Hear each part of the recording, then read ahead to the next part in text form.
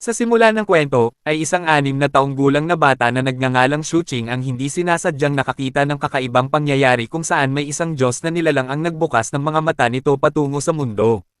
Ngunit sa halip na magbigay ng biyaya, ay nagdala ito ng kapahamakan. Pagkalipas ng 7 taon nang maging 13 taong gulang si Shuqing, ay muli niyang naranasan ang parehong pangyayari, ang makita ang Diyos na muling nagbukas ng mga mata nito. Bukod sa pagwasak sa buong lungsod ng Taego, ay may isang harang ding lumitaw sa paligid ng lungsod na naghihiwalay rito sa labas ng mundo dahilan upang maging isang ipinagbabawal na lugar ang Taego. Mas lalo pang lumitaw ang maraming kababalaghan, kabilang ang isang sangkap na kayang gawing mga halimaw ang mga buhay na nilalang.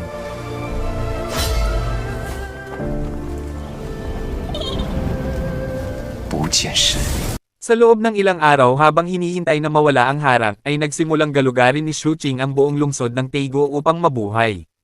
Bukod sa hindi sinasadyang pagkakatuklas niya sa mountain sea cultivation technique na iniwan ng pinuno ng lungsod, ay natagpuan din niya ang isang lilang kristal na bumagsak kasabay ng sakuna. Ang kristal na iyon ay may kakayahang pagalingin ang anumang uri ng sugat. Nang mapagtanto ni Shuqing na napakahalaga ng lilang kristal at hindi ito maaaring makita ng iba, ay buong tapang niya itong ipinasok sa sarili niyang katawan.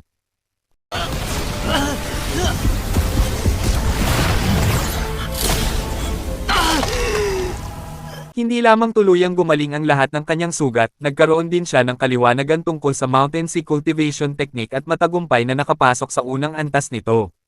Ayon sa impormasyon, ang mountain sea technique ay isang body refinement technique na nahahati sa 10 antas. Ito ay tumutugma rin sa 10 antas ng energy condensation realm. Sa bawat pagtaas ng isang realm, ay tumataas din ang lakas ng isang tigre ng isang antas. Sa madaling salita, habang mas mataas ang realm, ay mas lalong lumalakas din ang mountain sea technique. Sa madaling kwento, nang mawala ang harang ng lungsod at naglaan si Shuqing ng oras upang tipunin ang lahat ng bangkay para sunugin, ay hindi niya inaasahang maaakit nito ang isang grupo ng mga scavenger na pinamumunuan ni Captain Lei. May isa pang ang miyembro na nagngangalang Chen Fei na marahas na lumapit kay Shuqing at inutusang ibigay ang anumang mahahalagang bagay na nakuha niya mula sa lungsod ng Taego. Kahit na alam ni Shuqing na ang kalaban niya ay nasa ikalawang yugto ng energy condensation realm, ay hindi siya natakot at agad siyang lumaban. Bagamat nanatiling galit si Chen Fei, ay nais naman ni Captain Lei na isama si Shuqing sa kanilang grupo. Ngunit nang mapagtanto niyang nasa ika-6 na yugto si Captain Lei, ay wala siyang ibang nagawa kundi sumunod habang lihim na nagtatanim ng galit si Chen Fei kay Shuqing. Pagdating nila sa tirahan ng pinuno ng lungsod ng Taego at mapansing patuloy pa ring may sama ng loob si Chen Fei, ay agad siyang inakit ni Shuqing papunta sa isang lugar upang tuluyang tapusin ang kanilang hidwaan. Hindi na siya nagsayang ng oras at ginamit niya ang kanyang liksi at iba't ibang armas na matagal na niyang ginagamit upang mabuhay. Dahil dito, ay nagawa ni Shuqing na maipit si Chen Fei kahit mas mataas ito ng isang antas kaysa sa kanya.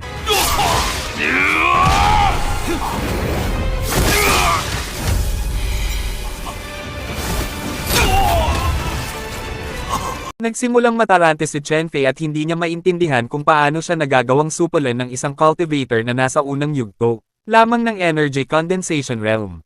Ngunit hindi pa roon huminto si Shuqing, dahil tunay niyang balak na patayin si Chen Fei na itinuring niyang baayang mapanganib.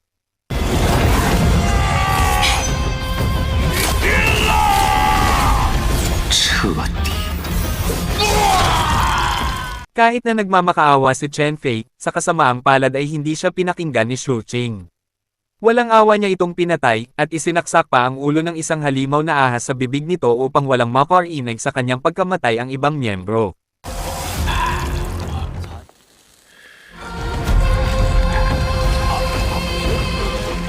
Kahit na napagtanto ni Captain Lei na isa sa kanyang mga tauhan ang namatay sa kamay ni Shuqing, ay tila wala lamang iyon sa kanya. Patuloy pa rin niyang inalok si Shuqing na sumama sa kanila. Bagamat nag-alinlangan siya noong una nang makita niya ang sinseridad sa puso ni Captain Lei, sa huli ay pumayag din siya. Ngunit nagpasya siya na si Captain Lei lamang ang kanyang pagkakatiwalaan.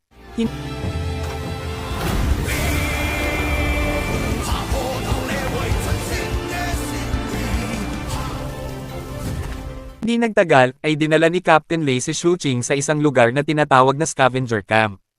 Ang lugar na ito ay walang pinagkaiba sa labas ng mundo. Ang bawat tao rito ay nabubuhay lamang gamit ang lakas, maaaring magpatayan o magnakawan anumang oras upang mabuhay. At hindi pa roon nagtatapos iyon.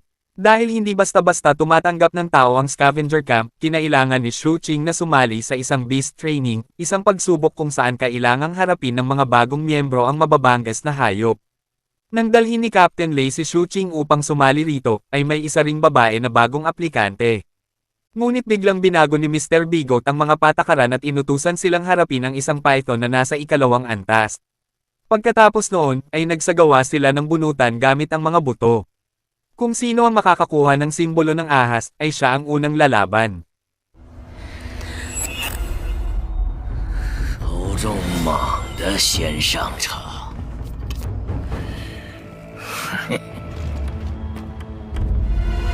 我抽中了。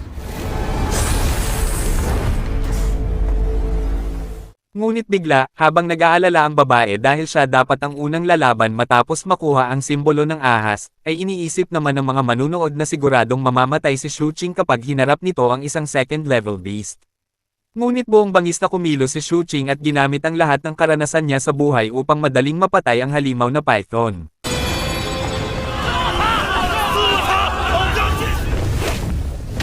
Ang pangyayaring iyon ay agad na nakaagaw ng pansin ng 7th Elder ng Blood Pupil Sect na lihim na nagmamasid sa scavenger camp. Bukod sa pagtingin niyang may malaking potensyal si Shu Qing, ay nais din niyang hilingin kay Master Bai, na malapit nang dumating sa lugar, na tulungan si Shu Qing na mas mapalakas pa ang kanyang kakayahan. Sa madaling kwento, pagdating nila sa bahay ni Captain Lei at matapos makatanggap ng bagong damit habang nais na sana niyang kumain ng maayos, ay biglang nagsimulang magpakita si Shu Qing ng mga palatandaan ng mutation mula sa substance na matagal nang nagpaparumi sa mundo. Bagamat nakakatulong ang cultivation upang manatili siyang buhay, at kahit na nakapasok na rin siya sa ikalawang yugto ng kanyang lakas, ayon kay Captain Lei ay kailangan pa rin niya ng white pills upang mapigilan ang mutation. Hindi nagtagal, nang pumunta si Shu Qing sa isang tindahan upang bumili ng 2 pills, ay hinarang siya ng 2 miyembro ng Blood Shadow Gang na sina Pangshan at Masi. Malinaw ang pakay nila, ang agawin ng pills na bagong bili ni Shu Qing. Bagamat nais niyang lumaban, nang mapagtanto niyang mas marami ang kalaban at imposibleng manalo, ay napilitan si Shu Qing na ibigay ang kanyang pills. Ngunit nang malaman niyang si Masi ay palaging pumupunta kay Lakier araw-araw, ay agad nagpasya si Shu Qing na patayin ito at bawiin ang kanyang pills. At tama nga, nang kararating lamang ni Masi matapos magtanim, si Shu Qing ay lihim na agad siyang sinaksak.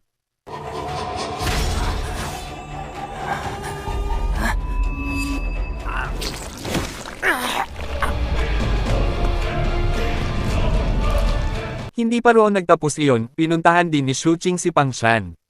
Malinaw ang kanyang layunin, ang patayin ito. Kahit pa alam niyang nasa ikatlong yugto si Pangshan, ay walang kahit katiting na takot na. Ipinakita si Shu Qing at muli niyang ginamit ang kanyang bilis upang makipaglaban.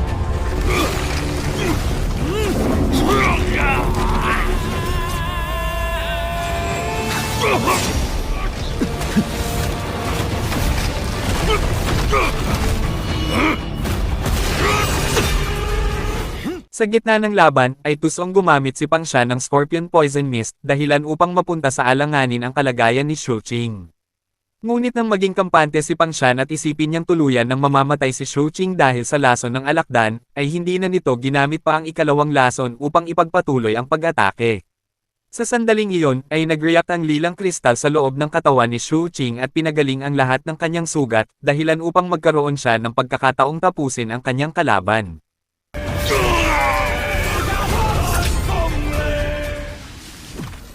Kinabukasan, ay nagulat si Shu Qing sa paglitaw ng mga miyembro ng Thunder Squad. Agad namang ipinakilala ni Captain Lei ang bawat miyembro. Ang una ay si Mang Gui na nasa ikatlong yugto ng Energy Condensation Realm. Ang ikalawang miyembro ay si Luan Yan na nasa ikatlong yugto rin. Samantalang ang huling miyembro ay si Shizi na nasa ikaapat na yugto. Ang dahilan ng pagtitipon ni Captain Lei sa kanyang mga miyembro ay upang mag-ani ng 7-leaf grass sa Forbidden Land. Ayon sa impormasyon, ay handang magbigay ang pinuno ng scavenger camp ng 3 mutation cleansing pills na mas mabisa pa kaysa white pills, kapag nakapagbigay sila ng malaking dami ng 7-leaf grass. Sa kabilang banda, habang galit na kinakausap ng pinuno ng kampo ang leader ng Blood Shadow Gang dahil sa huli nitong pagdadala ng supply ng karne, ay agad namang nagdahilan si Udin na ang lahat ay kasalanan ng Thunder Squad na palaging humahadlang sa kanilang grupo. Idinagdag pa niya na sina Masi at Pangshan ay namatay rin sa kamay ng mga miyembro ng Thunder Squad. Pagkarinig nito, ay agad ibinahagi ng pinuno ng kampo ang impormasyon tungkol sa misyong ibinigay niya sa Thunder Squad at inutusan si Udin na alisin ang mga ito sa Forbidden Land. Samantala, habang paalis sa kampo ang grupo ni Shu Qing, ay hindi nila sinasadyang makasalubong ang grupo ni Master Bai, isang manggagamot na sinasabing napakalakas at may napakalawak na kaalaman.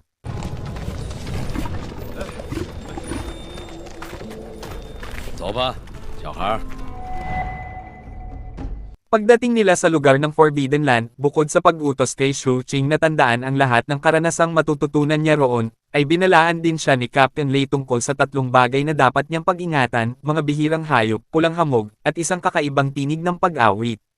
Habang naguguluhan si Shu Qing tungkol sa kakaibang awit, ay ipinaliwanag ni Shizi na bihira lamang marinig ang tinig na iyon. Sa katunayan, si Captain Lei lamang ang taong nakabalik ng buhay matapos itong marinig. Isinantibi muna nila iyon at pagdating sa lugar kung saan aanihin ang 7-leaf grass, ay pinaalalahanan ng bawat miyembro si Shu Qing na mag-ingat sa Blood Shadow Gang. Bukod sa lihim nilang pagsasagawa ng human trafficking, ay nagtatanim din sila ng mga organ mula sa mga bihirang hayop sa kanilang katawan upang palakasin ang sarili. At dahil minsan na nilang sinira ang negosyo ng Blood Shadow Gang, ay tiyak na nagdulot iyon ng matinding alitan sa pagitan nila. Sa gitna ng kanilang pag-uusap, ay bigla silang nagulat nang malaman na may isang taong sadyang nagkalat ng medicinal powder na pang-akit ng halimaw sa bawat 7-leaf grass. Dahil dito, ay isang malaking grupo ng mga halimaw na lobo ang dumagsa sa lugar.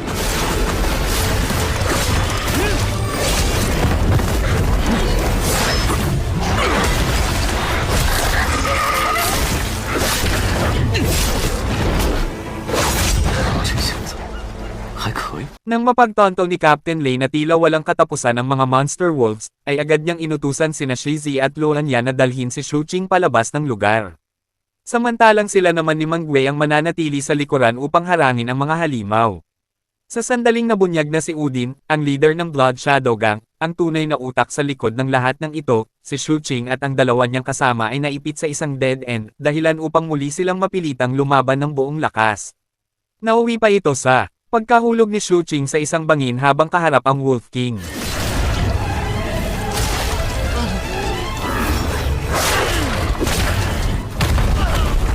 Samantala, habang lalong lumalala ang mutation sa katawan ni Mang Wei matapos ang matinding laban sa Forbidden Land at nangangailangan siya ng white pills, ay bigla silang nagulat sa pagdating ng Blood Shadow Gang na agad na sumugod sa pag-atake.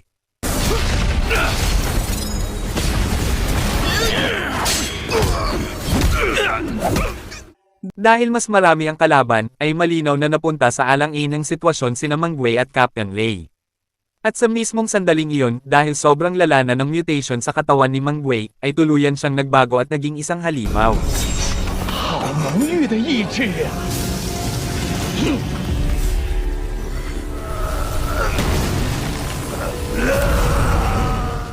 Sa kabilang banda, nang lumabas ang isang misteryosong anino mula sa bangkay ng Wolf King at tangkain nitong sakupin ang katawan ni Shu Qing, ay biglang nag-react ang lilang kristal sa loob ng kanyang katawan. Ngunit imbes na itaboy ang misteryosong anino, ay kusa nitong sinipsip ang aninong iyon. Bukod sa kakayahan nitong pigilan ang mutation substance, ang pagsipsip sa misteryosong anino ay naging dahilan din upang makapasok ang cultivation ni Shu Qing sa ikatlong yugto.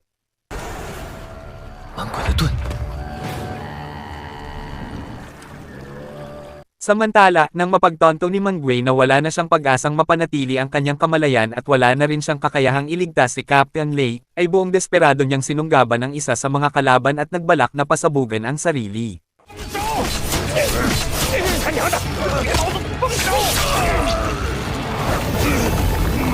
Kasabay ng pangyayaring iyon, ay dumating si Shu Qing sa lugar ng labanan. Kitang-kita ang matinding galit sa kanyang mukha nang makita niyang si Mang Wei, na kilala bilang isang mabuting tao, ay namatay ng napakalupit. Dahil dito, ay isa-isa niyang pinatay ang mga miyembro ng Blood Shadow Gang.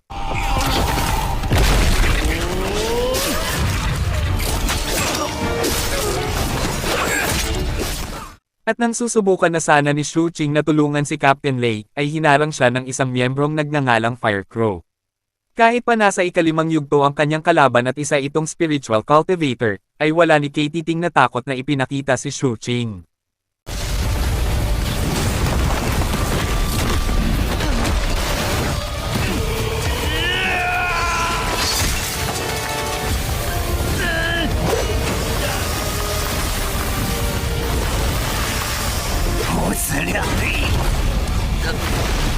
Nang mapansin ni Firecrow na kakaiba ang katawan ni Shu Qing at tila hindi ito naaapektuhan ng banyagang substance, matapos ang mahabang laban ay nagpasya siyang tapusin na ito at agad siyang nagpakawala ng isang fire tornado. Ngunit matalinong ginamit ni Shu Qing ang isa sa mga bangkay bilang panangga sa kanyang katawan.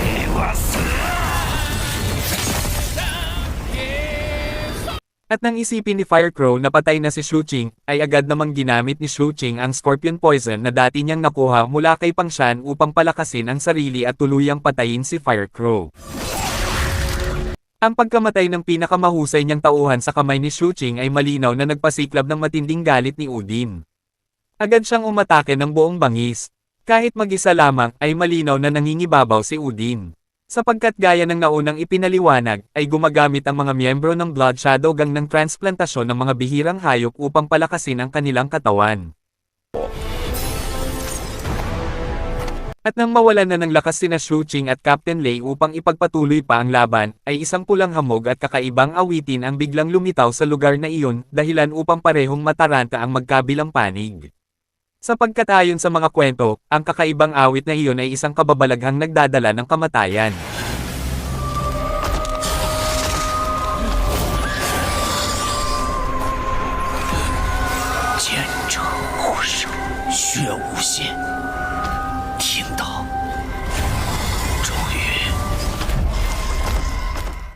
Habang nanginginig sa takot si Udin at nagtatangkang tumakas, ay isang pulang sapatos ang biglang lumitaw at naging dahilan upang walang sino man ang makagalaw.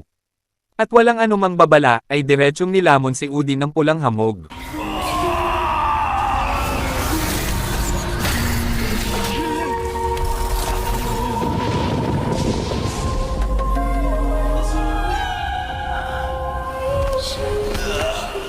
Kasabay ng pangyayaring iyon, ay tila nakita ni Captain Lei ang tunay na may-ari ng pulang sapatos. Ang pulang sapatos na iyon ay hindi inaasahang lumapit kay Captain Lei habang tila hindi pinapansin si Shu Qing.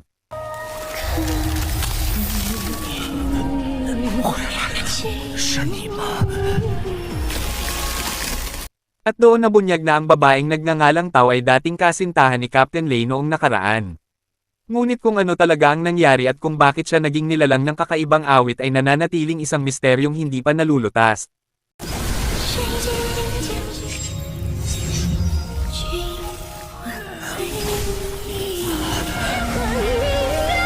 Matapos mawala ang kakaibang awit ay lalong lumala ang mutation sa katawan ni Captain Lei hanggang sa tuluyang pumuti ang kanyang buhok. Dahil dito, ay agad siyang dinala ni Shu Qing palabas ng lugar na iyon.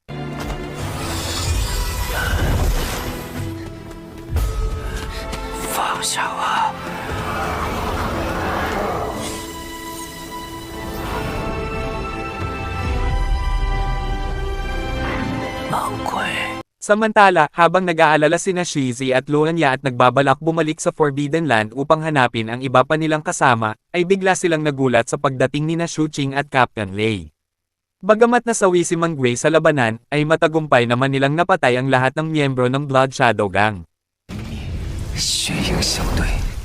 Pagbalik nila sa scavenger camp, ay agad dinala ni Shu Qing si Captain Lei sa medical hut ni Master Bai. Kahit na nailigtas ang buhay ni Captain Lei, sa kasamaang palad ay dahil sa dati na niyang sugat at tuluyang pagkasira ng kanyang pundasyon, ay hindi na siya muling magiging cultivator. Nawala rin ang lahat ng kanyang kapangyarihan. Bagamat napakasakit tanggapin ang katotohanan iyon, ay hindi nawala ng pag-asa si Captain Lei. Sa halip, ay itinuring niyang isang biyaya na buhay pa rin siya at maaari pa niyang ma-enjoy ang kanyang katandaan. Hindi kalayuan sa lugar na iyon, si Mr. Sun, ang commander ng Night Dove Group, ay tila matagal nang kakilala ni Captain Lei at labis na nadismaya kay Zhang Zuan, ang pinuno ng kampo, dahil hindi nito nagawang kontrolin ang Thunder Squad. Agad namang iginiit ni Zhang Zuan na ang scavenger camp ay nasa ilalim ng kapangyarihan ng Vajra Sect. Bukod pa rito, dahil naroon si Master Bai, ay hindi sila maaaring basta-bastang kumilos ng padalos-dalos. Samantala, nang makita ni Shu Qing ang kalagayan ni Captain Lei at maawa rito, ay muli siyang bumalik kay Master Bai at humingi ng paraan upang mapagaling ang kanyang foster father. Ipinaliwanag ni Master Bai na kung makakahanap sila ng Destiny Flower sa Forbidden Land, ay tiyak na mapahahaba nito ang buhay ni Captain Lei. Ngunit sa kasamaang palad, ay napakahirap hanapin ang bulaklak na iyon. Sa katunayan, ay minsan lamang itong nakita ilang taon na ang nakalipas. Ngunit kahit gaano pa kalaki ang panganib, ay nagpa siya si Shu Qing na hanapin ang Destiny Flower. Kahit hindi niya alam ang itsura nito, ay hindi siya sumuko. Araw-araw niya itong hinahanap at ipinapakita kay Master Bai ang anumang nakikita niya, dahilan upang humanga sina Chen Feiyuan at Ting Gayo, na mga alagad ni Master Bai, sa kanyang matibay na determinasyon. Hindi lamang iyon. Upang mas mapalawak pa ang kanyang kaalaman, ay palihim ding nakikinig si Shu Qing sa mga leksyong itinuturo ni Master Bai sa dalawa nitong alagad. 这株是不是天明花？ Sa madaling salita, matapos lumipas ang isang buwan at mabigang sagutin ng dalawang alagad ni Master Bai ang tanong nito tungkol sa Morning Corpse Nightgrass, ay pinatawag ni Master Bai si Shu Qing na lihim na nakikinig, upang siya ang sumagot. At sa sandaling iyon, ay napakahusay na nasagot ni Shu Qing ang tanong ng walang kahit katiting na pagkakamali, dahilan upang maalala ni Master Bai ang naging usapan nila ng 7th Elder ng Blood Pupil Sect tungkol kay Shu Qing. Doon rin nabunyag na minsan ng hiniling ng 7th Elder kay Master Bai na turuan si Shu Qing ng kaalaman at pag-aaral upang maging isang iskolar. Naalala niya ang lahat at napatunayan na si Shu Qing ay isang pambihirang talento, kaya't agad siyang tinanggap ni Master Bai bilang kanyang ikatlong disipulo. 多谢大师。 Araw-araw, ay ginugugol ni Shu Qing ang kanyang oras sa patuloy na paghahanap ng Destiny Flower, sa pag-aaral sa ilalim ng gabay ni Master Bai, at sa pag-enjoy ng isang uri ng buhay pamilya kasama si Captain Lei at ang lahat ng miyembro. Ang ganitong payapang pamumuhay ay matagal na niyang hindi nararanasan mula nang wasakin ng titig ng Diyos ang mundo. Ngunit pagkalipas ng ilang buwan, ay bigla na lamang nagulat si Shu Qing nang malaman niyang ang kanyang guro at ang dalawang nakatatandang disipulo ay umalis na. Sa scavenger camp, tanging isang sulat na lamang ang kanyang nakita na iniwan ni Master Bai. Bukod sa paliwanag na kailangan nilang umalis dahil sa mahalagang gawain, ay iniwan din ni Master Bai ang white pill recipe upang makalikha si Shu Qing ng mga pill na kailangan ng lahat ng tao sa mundo. Hindi lamang iyon, umaasa rin si Master Bai na muli silang magkikita sa hinaharap. 相见。 Matapos ang pag-alis ni Master Bai, ay patuloy pa ring naghahanap si Shu Qing ng Destiny Flower sa Forbidden Land, at sa hindi niya namamalayan, ay nagawa na rin niyang kontrolin ang isang itim na anino na dati ay nagtangkang umatake sa kanya. Sa gitna ng kanyang paghahanap, ay hindi sinasadyang nakasalubong niya ang isang 100-night strange journey, kaya agad siyang tumakas at doon ay natagpuan niya ang Taikang Temple. Ayon sa mga alamat, ang mga templong ito ay itinayo pa noong sinaunang panahon, at kung sakaling hindi makalabas sa Forbidden Land, ay maaaring magtago sa loob nito.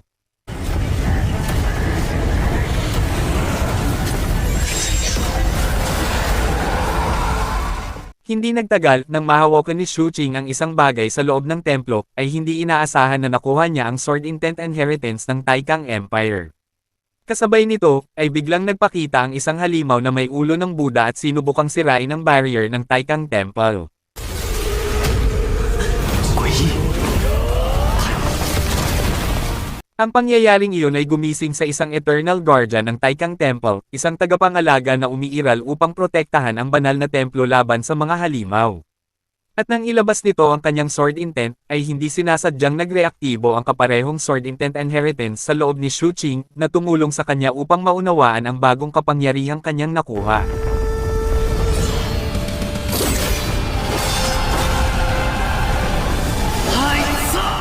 Bukod sa ganap na pagkakabisado ng Taikang Sword Intent, ang espiritual na enerhiya ng templo ay hindi inaasahang tumulong kay Shu Qing upang tumalon ng dalawang antas, mula Stage 3 patungo sa Stage 5 ng Energy Condensation Realm, na kilala rin bilang kondensasyon ng enerhiya. Kasabay nito, ay dumating ang sugo ng 7th Elder ng Blood Pupil Sect upang hanapin si Shu Qing. Ang layunin nito ay ibigay ang isang token na maaaring gamitin ni Shu Qing para sa teleportasyon patungo sa pinakamalapit na pader upang makasali siya sa pagsusulit ng Blood Pupil Sect. 气血通。 Pagdating pa lamang niya sa gate ng scavenger camp, ay hindi inaasahang nakasalubong ni Shu Qing ang isang grupo mula sa Outer Sect. At lumalabas na ang babaeng dati niyang iniligtas ay kapatid ng Young Master ng Outer Sect. Dahil sa kabutihang ipinakita ni Shu Qing, ay inanyayahan siya ng babae na sumama sa kanila. Ngunit tinanggihan niya ito. Naniniwala si Shu Qing na mayroon na siyang pamilya at ligtas na lugar sa scavenger camp, at ayaw niyang iwan ang kanyang foster father na si Captain Lei. Ngunit bigla, nakaramdam ng matinding kaba si Shu Qing nang hindi niya makita si Captain Lei, wasak na wasak din ang kanyang tirahan. Lumitaw sina Luan Ya at Shizi at ipinaliwanag na si Captain Lei ay dinukot ng Night Dove Group, at maging ang pinuno ng scavenger camp ay sangkot din dito. Dagdag pa ni Shizi, ang pinuno ng Night Dove Group ay siya ring pumatay sa fiancé ni Captain Lei, kaya't matagal na silang may personal na alitan.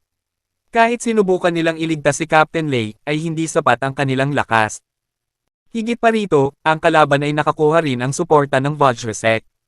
Sa sandaling magalit si Shu Qing matapos marinig ang lahat ng iyon, si Mr. Bigot at ang mga tauhan ng kampo ay agad na nagtangkang magsagawa ng pananambang. Ngunit dahil napansin agad iyon ni Shu Qing, ay direkta siyang umatake kay Mr. Bigot.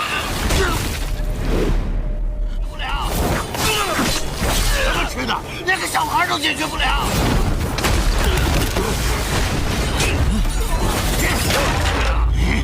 我要把你千刀万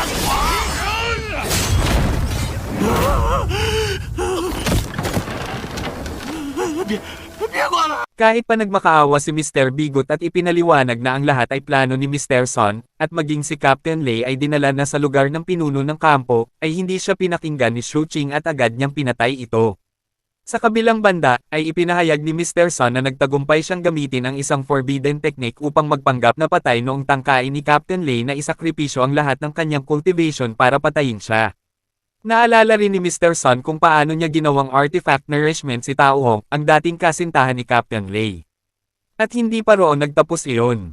Dahil winasak ni Captain Lei ang kanyang mukha at naging dahilan din ng pansamantala niyang pagkawala ng cultivation, ay nagpa siya si Mr. Son na dahan-dahan itong pahirapan. Nagpadala pa siya ng Night Dove Group at 2 cultivator na nasa ika-8 yugto ng energy condensation upang patayin si Shu Qing, ang ampon ni Captain Lei. Nang sabihin ni Captain Lei na ang kanilang alitan ay walang kinalaman kay Shu Qing, ay tila wala iyong pakialam kay Mr. Son. Bukod sa paglalagay niya ng scorpion poison sa katawan ni Captain Lei, ay ginamit din niya ang isang forbidden technique upang sipsipin ang blood essence nito. Samantala, si Shu Qing ay abala sa isang matinding labanan laban sa mga tauhan ng Night Dove Group.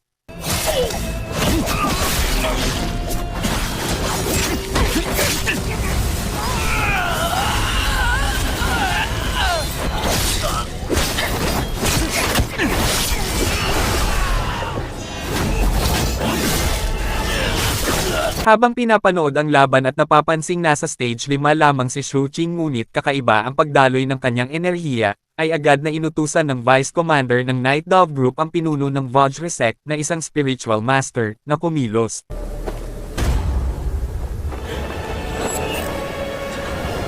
小孩只想猥琐。 难道是？ Kahit nakaharap niya ang isang spiritual cultivator na nasa mataas na yugto, ay walang kahit katiting na takot na ipinakita si Shu Qing. Matalino niyang ginamit ang poison gas upang pahinin ang kanyang kalaban bago niya ito tuluyang pinatay. At hindi inaasahan dahil dito ay umangat ang kanyang cultivation sa stage 6 ng energy condensation realm.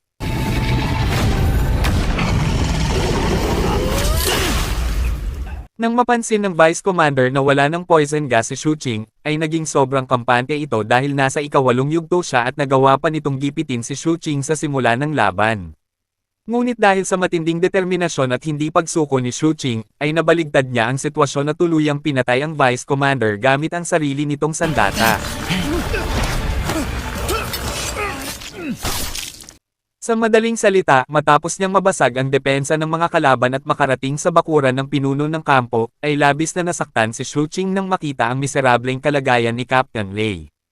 Dahil dito, ay muli niyang naalala ang lahat ng masasayang sandali nila ng kanyang foster father. Ang alaala ring iyon ang naging matinding lakas ni Shu Qing upang iligtas si Captain Lei. Nilagyan din niya ng lason ang kanyang sandata upang harapin ang pinuno ng kampo. 就送你们。 At nang tamaan ng epekto ng lason ng pinuno ng kampo at subukan nitong alisin iyon gamit ang ilang medicinal pills, ay agad namang ginamit ni Shu Qing ang misteryosong anino sa loob ng kanyang katawan upang iligtas si Captain Lei mula kay Mr. Sun.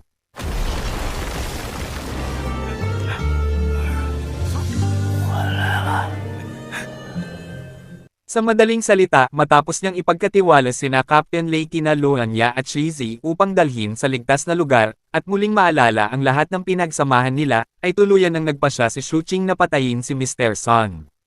Kahit paggamitin ni Mr. Sun ang Blood Quartz Bone Shadow Technique, ay hindi iyon naging dahilan upang umatras si Shu Qing. Dahil sa kanyang napakalakas na determinasyon, ay hindi sinasadyang nagising ang nakatagong kapangyarihan sa loob ng katawan ni Shu Qing, dahilan upang biglang sumirit ang kanyang lakas hanggang sa perpektong yugto ng energy condensation.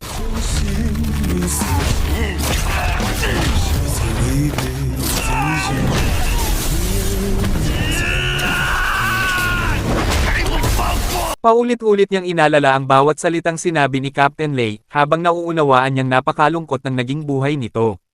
At kahit nasa bingit na ng kamatayan si Captain Lei, ay pilit pa rin siyang gustong patayin ni Mr. Sun. Dahil dito, ay tuluyan nang nakaramdam si Shu Qing ng matinding pagkasuklam at ibinuhos niya ang lahat ng kanyang galit at puot upang tuluyang kitilin ang buhay ni Mr. Sun. Wala siyang pakialam kahit isa si Mr. Sun sa mga elder ng Vajra Sect.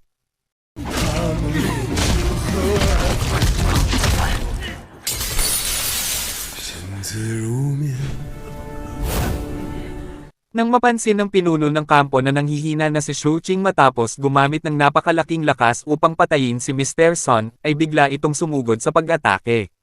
Ngunit gamit ang natitira niyang lakas, ay nagawa pa ring baliktarin ni Shu Qing ang sitwasyon. Hindi na nagatubili ang pinuno ng kampo at nang mapagtanto niyang hindi ordinaryong bata ang kanyang kalaban, ay inilabas nito ang tunay niyang anyo na tinatawag na Rare Beast Body, isang nilalang na puno ng kasakiman at uhaw sa dugo.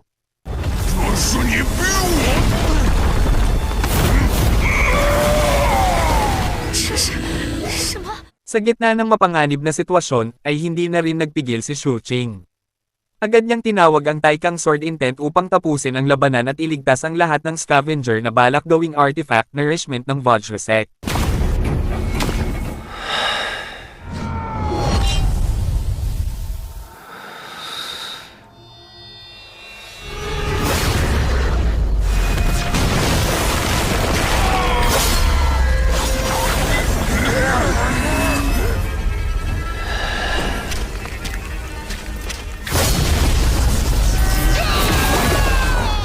Habang nanginginig sa takot ang lahat ng scavenger matapos makita ang kapangyarihan ni Shu Qing, ay may ilan ding nagsimulang sisihin siya dahil pinatay niya ang pinuno ng kampo at nagdala siya ng problemang maaaring magpagalit sa Vajra Sect. Ngunit wala iyong pakialam kay Shu Qing, ang tanging iniisip niya ay ang puntahan si Captain Lei. Bagamat inalok siya nina Shizi at Luanya na sumama sa kanila upang tumakas sa ibang lugar, ay tumanggi si Shu Qing. Ang nais niya ay dalhin si Captain Lei sa huling lugar na nararapat para rito.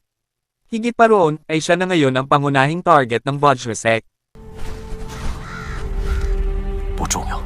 Habang naglalakad patungo sa lugar ng kakaibang awit, ang lugar kung saan naroon si Tao Hong, ang dating kasintahan ni Captain Lei, ay sinubukan din ni Shu Qing na gamutin si Captain Lei gamit ang lilang kristal sa loob ng kanyang katawan. Ngunit sa kasamaang palad dahil tuluyan nang naputol ang landas ng buhay ni Captain Lei, ay hindi na siya mailigtas ng lilang kristal. Isabuhay mo ang iyong buhay. Pagdating nila sa lugar ng kakaibang awit, ay nag-iwan si Captain Lei ng huling habilin kay Shu Qing na ipagpatuloy ang kanyang buhay at tulungan siyang makita ang mundong hindi niya kailanman naisalayan noon. Pinayuhan din niya si Shu Qing na alagaan ng mabuti ang kanyang sarili. Si Shu Qing naman ay tahimik lamang na tumango habang umiiyak sa harap ng mga salitang iyon mula sa taong itinuring na niyang tunay na ama. Si Captain Lei, isang taong dati hindi niya kilala, ngunit biglang naging isa sa pinakamahalagang bahagi ng kanyang buhay.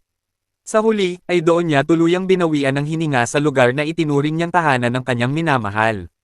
At walang pag-aalinlangang inilibing ni Shu Qing si Captain Lei sa lugar na iyon.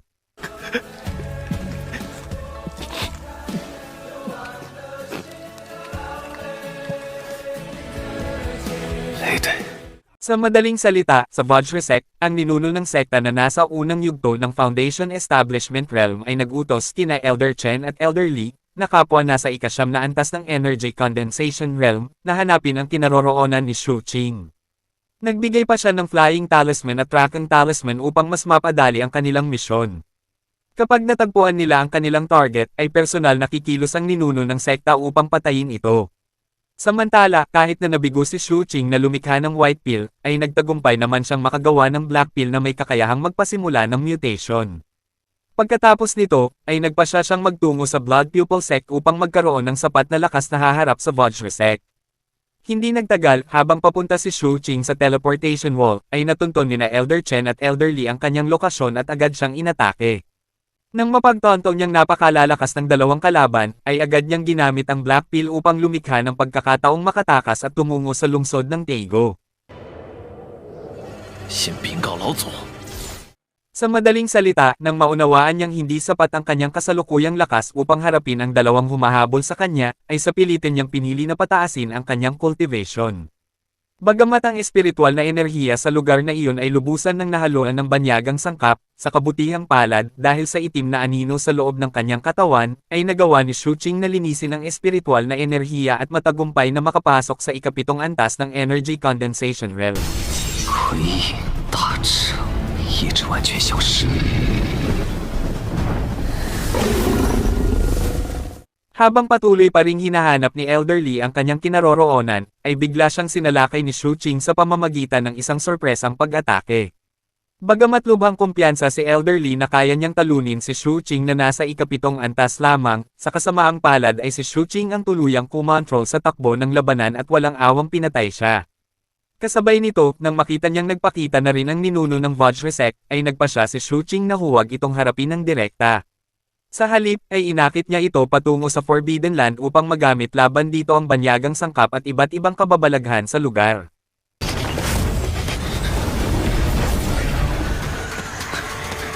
东西能招来诡异。 Hindi lamang niya matagumpay na naipit ang ninuno ng Vajra Sect, nagawa rin niyang bitagin si Elder Chen sa pamamagitan ng paglitaw ng misteryosong babaeng walang mukha. Sa ilalim ng pag-atake ng daan-daang kababalaghan, ay agad na naglaho ang buhay ni Elder Chen.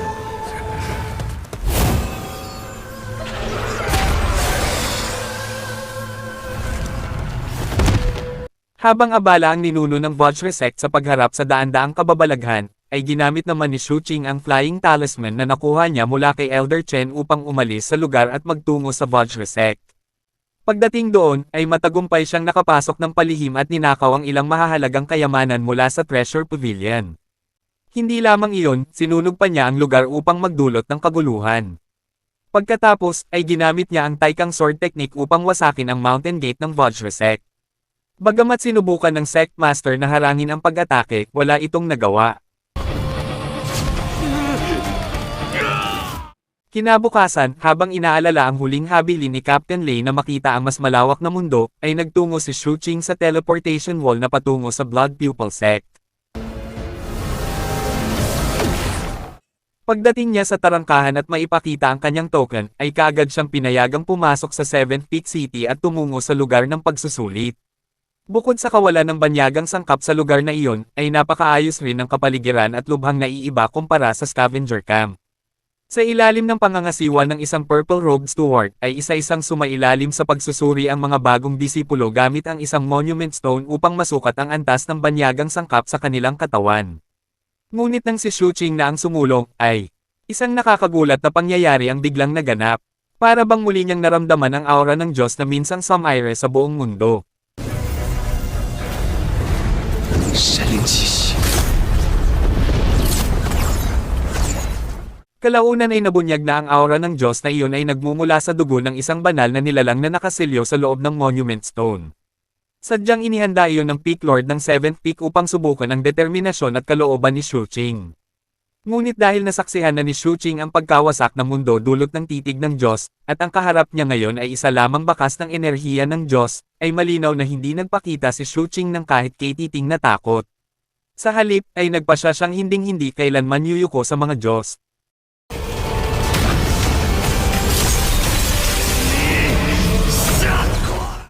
Bukod sa paghanga sa katotohanang matagumpay na nalampasan ni Shu Qing ang pagsusulit, ay agad siyang itinanghal ng tagapangasiwa bilang unang ranggo at hindi na kinailangang sumailalim sa ikalawang pagsusulit. Binigyan pa siya ng 10,000 contribution points. Samantala, ang ibang kalahok ay nakatanggap lamang ng 1,000 contribution points at kinakailangan pang sumailalim sa ikalawang pagsusulit. Habang ipinapasayaw si Shu Qing sa paligid, ay ipinaliwanag ng tagapangasiwa na bagamat tila mapayapa ang lugar, malaki ang pagkakaiba ng araw at gabi rito. Dagdag pa niya, ay parehong mahalaga ang contribution points at buhay ng isang tao.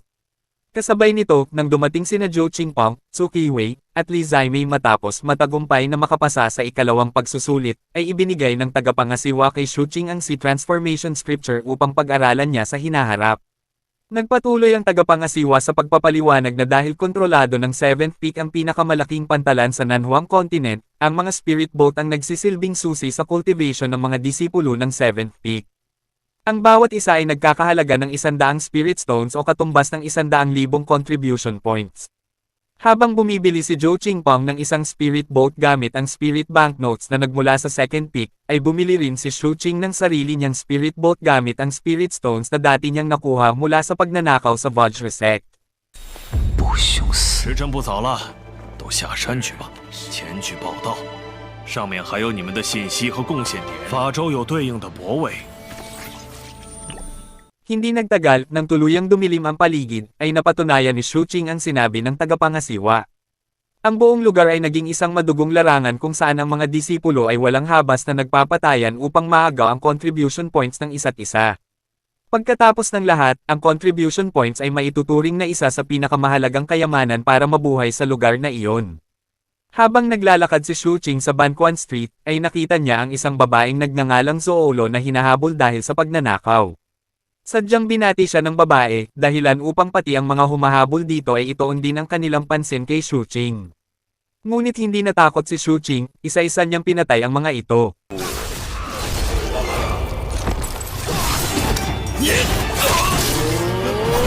Matapos niyang mapatay ang lahat ng kalaban, ay nilapitan siya ng may-ari ng Banquan Inn at hiniling na ibigay niya rito ang mga bangkay. Bilang kapalit, ay maaari siyang manatili sa inang libre sa loob ng isang gabi. Ang dahilan nito ay nais niyang ipakain ang mga bangkay sa kanyang alagang hayop. Ngunit dahil tumanggi si Shu Qing at sinira pa niya ang mga bangkay, ay nagalit ang matanda at nagbantang isusumbong siya sa Murder Arrest Division dahil sa pagpatay. 挺热闹啊！这小子无故杀人， Bagamat nagkaroon ng hindi pagkakaunawaan sa simula, nang makita ng kapitan ng 6th Division ang badge ng Murder Arrest Division ni Shu Qing at mapagtantong isa rin siyang miyembro ng dibisyong iyon, ay agad na nabaligtad ang sitwasyon. Ang may-ari ng inang siyang naging malas. Dahil sa pagsasampa ng maling ulat, ay napilitan siyang magbayad ng maltang 1,000 contribution points. Bukod pa rito, ay wala rin silang nakitang anumang bangkay sa lugar na iyon. Sa madaling salita, habang nasa ibabaw ng kanyang spirit boat at pinag-aaralan ang Si Transformation Scripture na ibinigay ng tagapangasiwa, ay agad itong naunawaan ni Shu Qing. Bukod sa kakayahang lumikha ng tubig mula sa kawalan, ay kaya rin niyang baguhin at kontrolin ang tubig ayon sa kanyang kagustuhan. Hanggang sa kinabukasan ng umaga, matapos niyang maabot ang ikalimang antas ng Si Transformation Technique at makitang tumaas ang lahat ng kanyang kakayahan, ay nagpalit ng damit si Shu Qing at naghanda upang magulat sa Murder Arrest Division. Nang makita ang pagdating ni Shu Qing, ay agad siyang binigyan ng kapitan ng koponan ng badge ng Murder Arrest Division at sinabihang maghanda. Dahil matapos ang pangangaso sa Night Dove Group, ay marami sa kanilang mga tauhan ang namatay at kulang na sila sa tao. Habang naglalakad ng payapa, ay ipinaliwanag ng kapitan na ang Blood Pupil Sect ay pinamumunuan ng isang Blood Refinement Ancestor at binubuo ng 7 tuktok o 7 peak. Ang bawat peak ay dalubhasa sa magkakaibang kakayahan at may kanya-kanyang Murder Arrest Division. Gayunpaman, kapag kinakailangan, lahat ng panig ay nagtutulungan sa isa't isa. Nang makita ni Shu Qing ang ilang mga disipulo na nagpapatayan upang maagaw ang contribution points ng iba at magtaka rito, ay muling ipinaliwanag ng kapitan na iyon ang paraan ng pagsasala ng Blood Pupil Sect.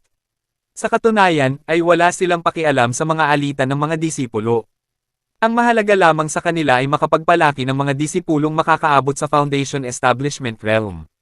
Muli at muli, habang naririnig niya ang mga sigaw na tumatawag sa Third Prince sa pantalan ng mga Spirit Boat, ay hindi napigilan ni Shu Qing na magtaka at magtanong kung sino ba ang Third Prince. Ipinaliwanag ng kapitan na may 3 pangunahing disipulo sa 7th Peak, at silang 3 ay tinatawag na 3 prinsipe. 下，是妾身的荣幸。有你们2个人鱼族公主陪着我。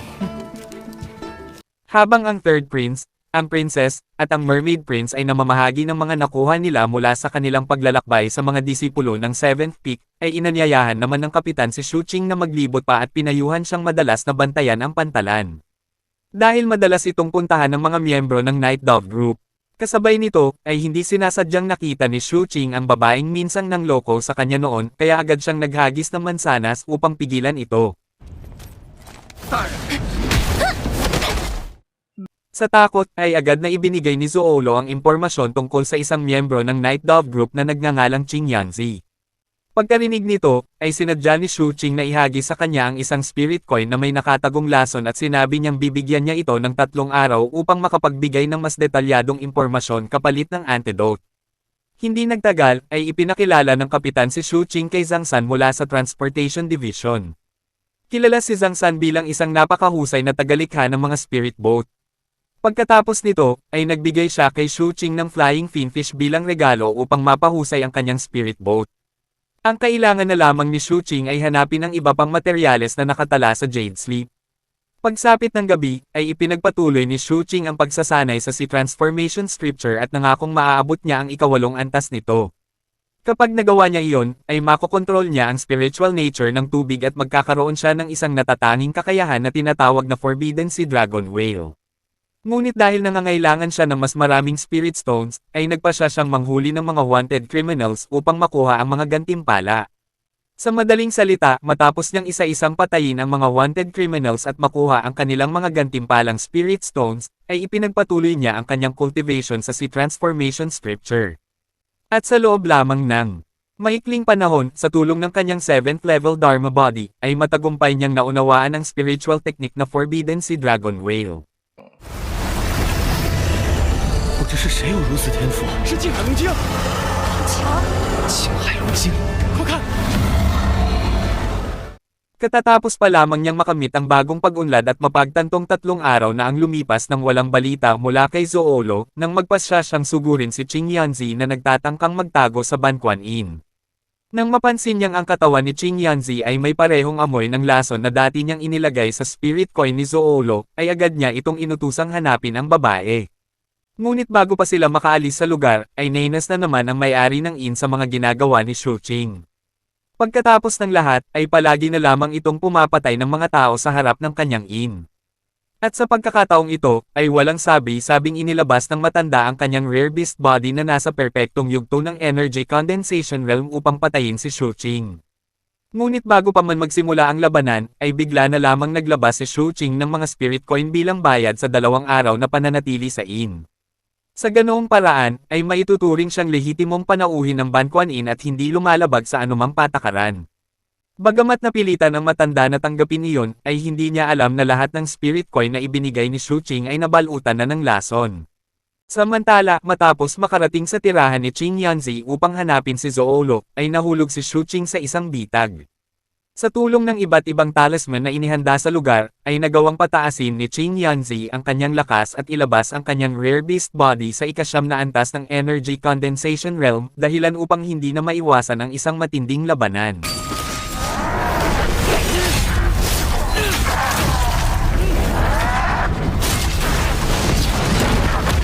Bagamat may kakayahan si Qing Yanzi na mabilis na magpagaling ng mga sugat, ay hindi nagpakita ng kahit katiting na takot si Shu Qing. Kaagad niyang pinakawalan ang Forbidden Sea Dragon Whale technique upang tapusin ang labanan.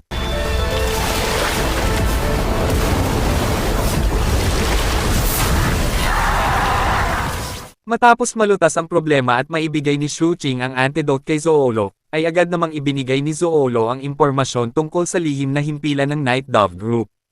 Pagkakuha ng impormasyong iyon, ay agad itong iniulat ni Shu Qing sa pinuno ng kanyang koponan upang makakilos sila at masupal ang Night Dove Group. Kinabukasan, ay hindi inaasahang nakatanggap si Shu Qing ng isang napakalaking regalo mula kay Zhang San. Matagumpay na napataas ni Zhang San ang antas ng spirit boat ni Shu Qing hanggang sa ika-7 antas. Bagamat nasiyahan si Shu Qing sa resulta, ay hindi niya maiwasang maghinala kung bakit napakabait ni Zhang San sa kanya. May nakatagong motibo kaya ito. Ipinaliwanag ni Zhang San na dahil si Xu Qing ay isang taong lubos na pinagkakatiwalaan ng kapitan ng Murder Arrest Division, ay sapat na iyong dahilan upang ituring siyang pambihira. Kaya naman, ang lahat ng kanyang ginagawa ay maituturing na isang pamumuhunan. Naniniwala siyang hindi ordinaryong tao si Xu Qing. Pagsapit ng gabi, sa ilalim ng utos ng kapitan, ay nagsimula ang lahat ng miyembro sa misyon na lipulin ang Night Dove Group. Bukod sa matatanggap nilang gantimpalang Spirit Stones, ang sinumang makapatay sa dalawang pinuno ng Night Dove Group na sina Tanlang at Kuzi ay makatatanggap ng 80 Spirit Stones bilang gantimpala. Kasabay nito, ay nakipagtulungan sila sa Earth Division Team 3 na pinamumunuan ng Mermaid Prince.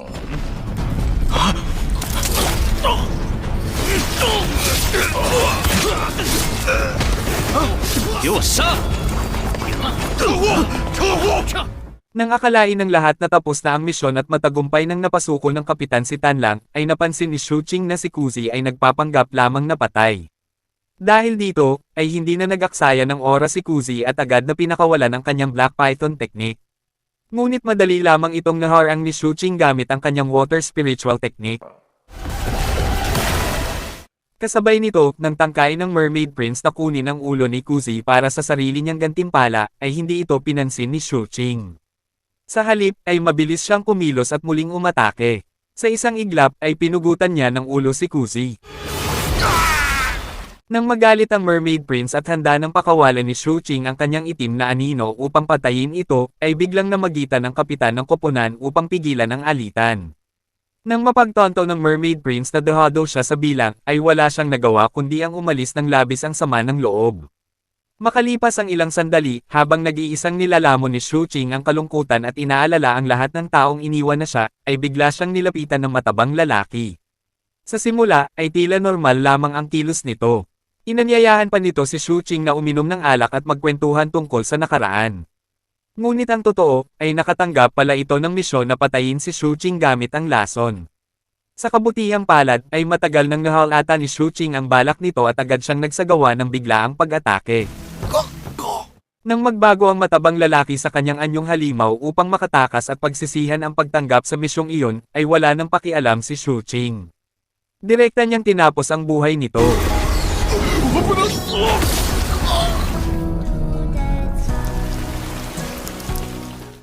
Samantala, si Vajrasect ancestor na si Jin Gangzang Laozo ay humingi ng tulong kay Xianyun, isang elder ng Seven Blood Eyes, upang alisin si Xu Qing, dahil naniniwala siyang maaari itong magdulot ng malaking kapahamakan sa hinaharap. Ngunit hindi ito pinansin ni Xianyun. Bukod sa pag-aakalang isa lamang si Xu Qing na batang cultivator, ay pinunarin niya si I.O. Lingzi dahil hanggang ngayon ay nananatili pa rin ito sa Foundation Establishment Realm at hindi na umuunlad. Samantala, habang nagbebenta si Xu Qing ng mga white pill na siya mismo ang gumawa at naghahanda ring bumili ng iba pang mga materyales, ay hindi niya inaasahang makakatagpo si Huang Yan, na noon ay bumibili rin ng mga medicinal item para sa kanyang senior sister. Hindi nagtagal matapos silang umalis, ay isang dalagang nagngangalang Gumaking ang pumasok sa tindahan. Labis siyang nagulat nang makita ang napakataas na kalidad ng white pill na dating ibinente ni Xu Qing. Sa ibang lugar naman, si Xu Qing at si Captain Chen ay abala sa panunood ng alitan sa pagitan ng Water Division at Coordination Division tungkol sa hindi patas na paghahati ng mga benepisyo. Marami sa mga miyembro ang hindi matanggap ang nangyari. Si Huang Yan, na kabilang sa Water Division, ay agad na sinugod at binugbog si Zhou Zhongheng, ang kinatawan ng Coordination Division. Ngunit nang maagaw ang atensyon ni Huang Yan at biglang umatake si Zhou Zhongheng, ay mabilis na hamarang si Xu Qing at pinigilan ang pag-atake.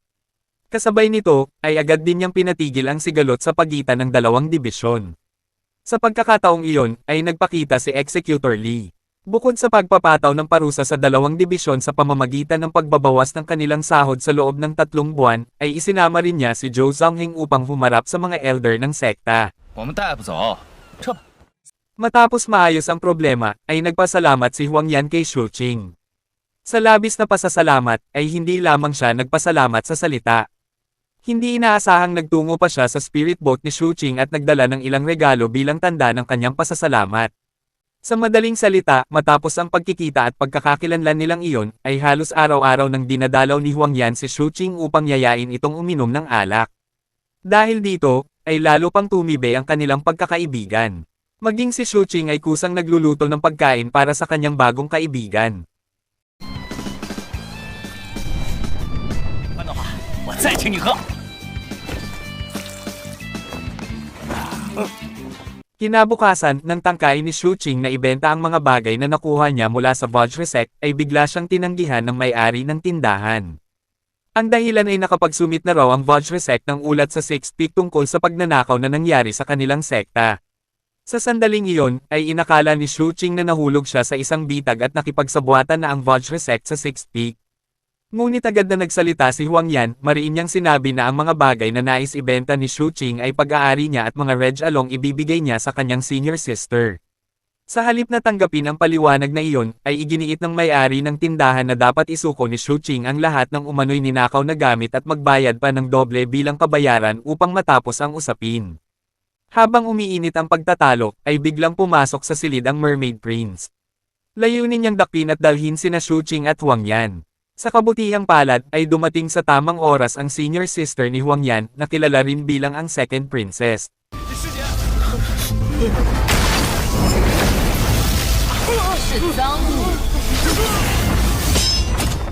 Sa pagdating ng second princess, ay tuluyang nabaligtad ang sitwasyon.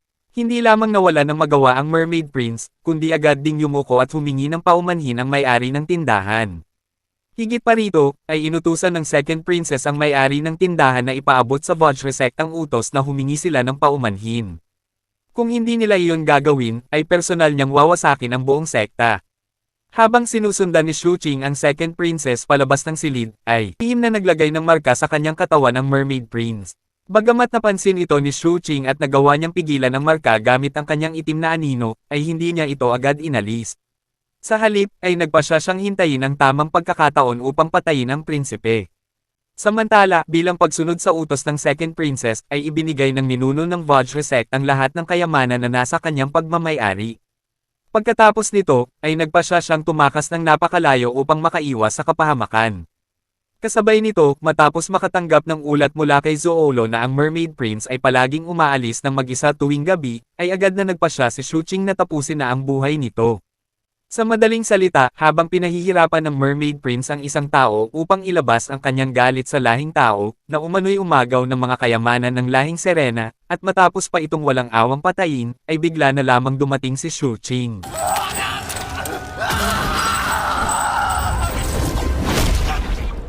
Punong-puno ng galit, ay agad na naglunsad ng mabangis na pag-atake ang Mermaid Prince. Ngunit madali lamang na naharang at naiwasan ni Shuqing ang bawat pag-atake nito. Sa katunayan, ay napilitan pa niyang ilabas ng prinsipe ang lahat ng uri ng teknik na mayroon ito. Nang matagumpay na masugitan ni Shuqing ang prinsipe gamit ang isang kutsilyong nabalutan ng lason, ay buong yabang na sinabi ng Mermaid Prince na ang lahing Serena ay likas na may resistensya sa lason. Ngunit ang hindi nito alam, ang lason ni Shuqing ay nagmula sa demonic sea crab, isang likas na kalaban ng lahing Serena. Ayaw mamatay ng walang naipaghihiganti, ay nagpasya ang Mermaid Prince na hilahin si Shuqing sa kamatayan kasama niya. Kaagad niyang pinakawala ng isang curse technique.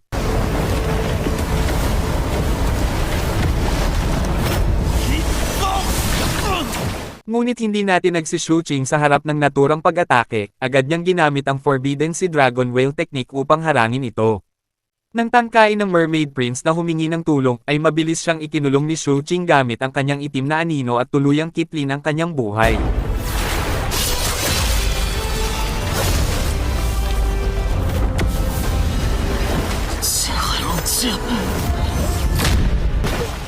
Hindi nagtagal, ay dumating sa lugar ang Mermaid Princess kasama ang kanyang hukbo. Labis siyang nagalit nang malaman na pinatay ang kanyang kapatid. Dahil dito, ay agad niyang inutusan ang kanyang mga tauhan na hanapin ang mamamatay tao sa loob ng kalahating buwan. Ayon sa kanya, kapag napatay ang isang miyembro ng lahing Serena, ay nag-iiwan ito ng natatanging aura sa katawan ng pumatay. Pagkatapos nito, ay humingi siya ng tulong kay Lal-Ian upang isara ang 7th Peak City at magsagawa ng masusing paghahalughog. Kasabay nito, nang mapagtanto ni Shuqing na napakapanganib na ng sitwasyon, ay naisip niyang tumakas sa pamamagitan ng pantalan. Ngunit sa kasamaang palad, ay sarado na ang lahat ng daanan. Dahil dito, ay lalo siyang napasok sa isang alang-inang kalagayan. Higit pa rito, ay papalapit na rin sa kanyang lokasyon ang Mermaid Princess.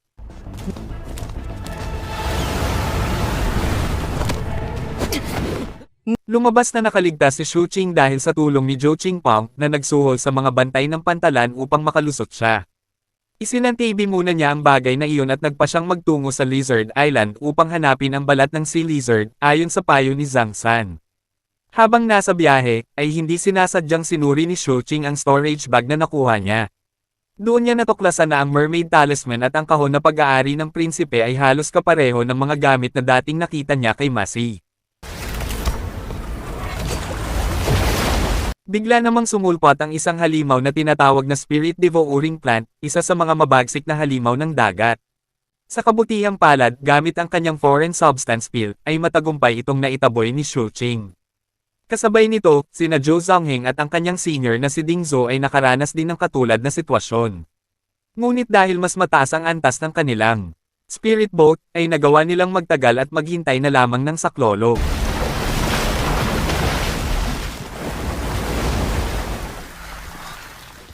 Nang makita ni Zhou Zongheng na kalmadong naglalayag si Shu Qing habang iniiwasan siya ng Spirit Devouring Plant, ay hindi niya maitago ang kanyang pagkagulat.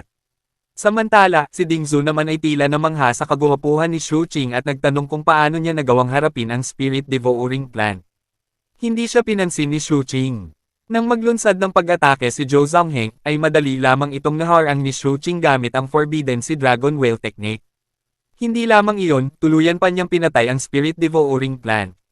Kasabay nito, ay nag-alok si Ding Zhou ng bayad na 200 Spirit Stones upang makasakay sa Spirit Boat ni Shu Qing, hiniling pa niya kay Shu Qing na ihatid sila hanggang sa Season Island.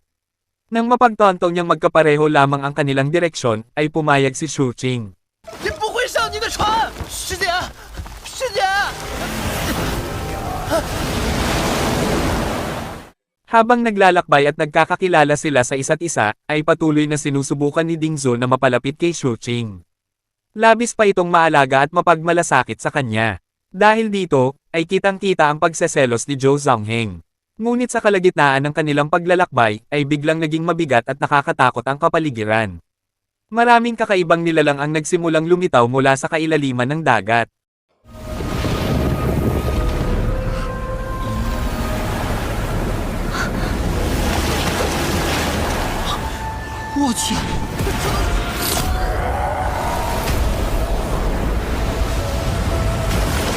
Ayon sa impormasyon, ang penomenong ito ay tinatawag na daan-daang tinig na nagiging yin energy.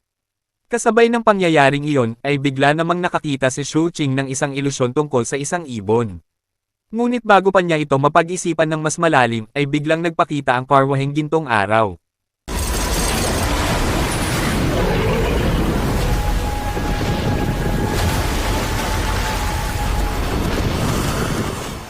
Ipinaliwanag na bago pa man mahawahan ng mantsa ng Diyos ang penomenong daan-daang tinig na nagiging yin energy, ang musikang tumutugtog noon ay nakatuon sa pulang gintong ibon ng araw.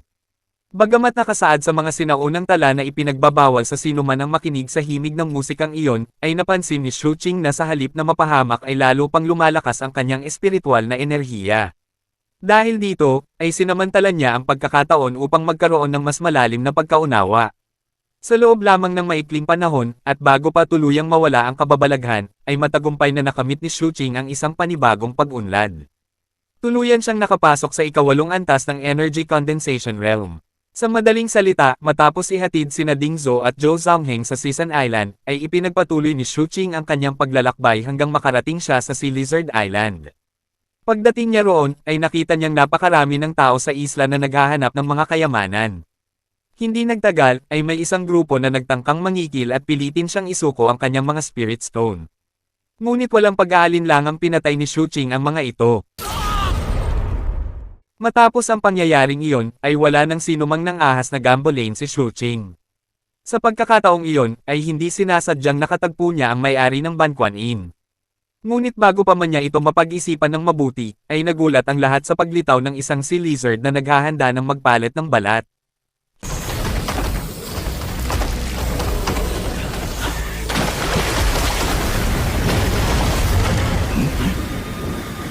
Hindi nagtagal matapos makumplito ng Sea Lizard ang pagpapalit ng balat nito, ay nagsimula ng agawin ng mga cultivator at ng mga hukbo ng mga halimaw sa dagat ang naiwan nitong balat. Dahil dito, ay sumiklab ang isang napakalaking labanan. Nagkaroon ng matinding sagupaan at walang tigil na pag-aagawan. Samantala, ay ayaw ding mapag-iwanan ni Shu Qing at agad siyang nagsimulang manghuli ng balat ng Sea Lizard.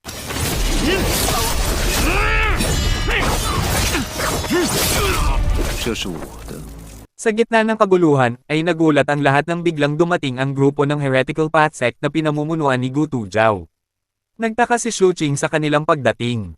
Ngunit bago pa siya makahanap ng sagot, ay nilapitan siya ni Udin.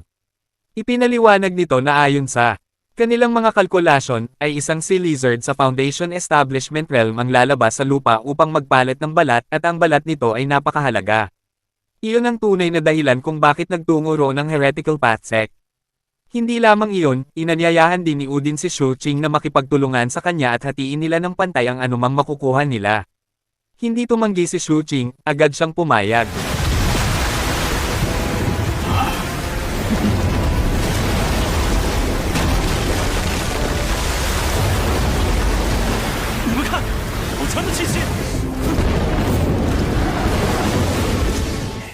At nang eksaktong maubad ng Foundation Establishment si Lizard ang kanyang balat, ay muling sumiklab ang isang napakatinding labanan.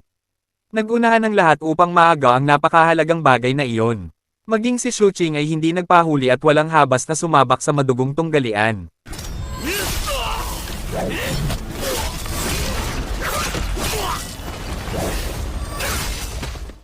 Nang akmang kukunin na ni Shu Qing ang balat ng butiki, ay biglang sinubukan ni Udin na agawin ito at talikuran ang kanilang kasunduan.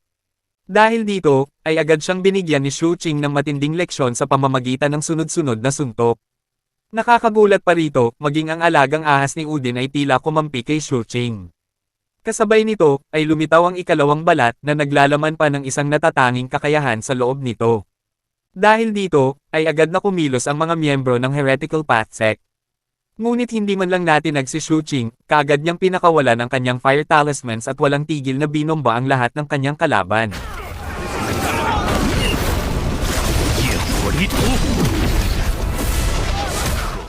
Sa gitna ng matinding labanan, habang sinusubukan ni Matandang Udin na samantalahin ang kaguluhan upang lihim na maagaw ang banal na balat ng Sea Lizard, ay mabilis na ginamit ni Shu Qing ang kanyang itim na anino upang maagaw ito mula sa kanyang mga kamay.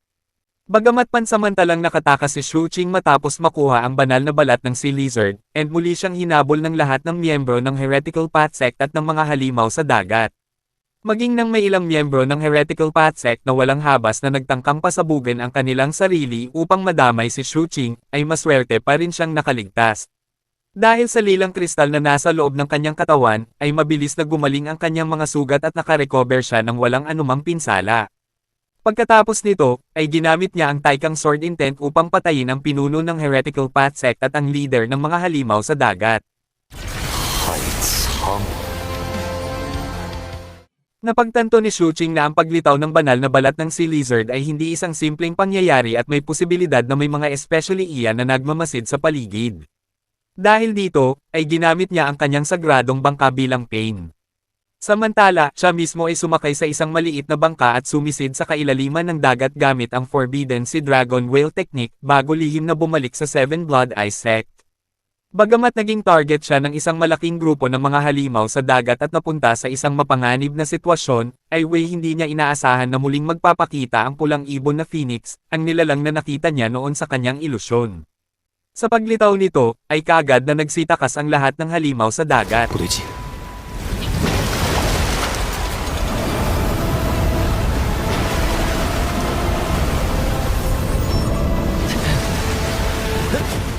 Sa madaling salita, matapos makabalik sa sekta at makatanggap ng ulat mula kay Zuluo na patuloy pa ring iniimbestigahan ng dalawang prinsesa ng sangkatauhang duyong ang pagkamatay ng prinsipe ng duyong, ay agad na nagsimulang maghanda si Shu Qing.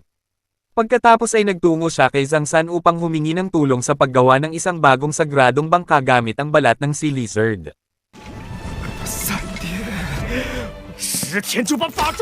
Makalipas ang 3 araw, ay matagumpay na nakalikha si Zhang San ng isang ika-10 antas na sagradong bangka gamit ang banal na balat ng Sea Lizard. Hindi lamang iyon, ito pa ang naging pinakamalakas na bangka sa buong ika-7 tuktok. Samantala, ay nakatanggap naman ng impormasyon ang dalawang prinsesa ng duyong tungkol sa kinaroroonan ni Shu Qing. Dahil sa lahat ng miyembro ng sekta, si Shu Qing lamang ang hindi pa nila nasasuri, kaya siya ang pinakaangkop na pinaghihinalaang pumatay sa prinsipe ng Duyong. Nang gabing iyon, habang naghahanda ang hukbo ng mga Duyong upang patayin siya, ay tapos na rin si Shu Qing sa kanyang mga paghahanda.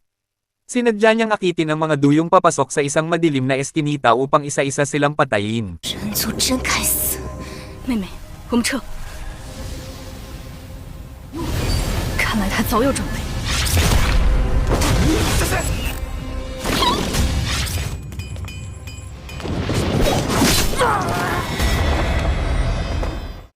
Nang mataranta ang nakatatandang prinsesa ng Duyong at utusan ang kanyang nakababatang kapatid na agad na umatras, ay hindi siya pinakinggan ng huli.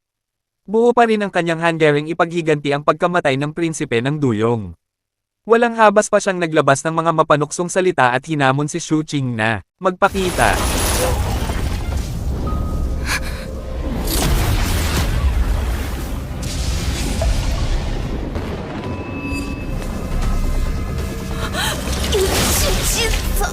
Ngunit bigla nilang napagtanto na ang kalabang kanilang kinakaharap ay hindi isang ordinaryong tao.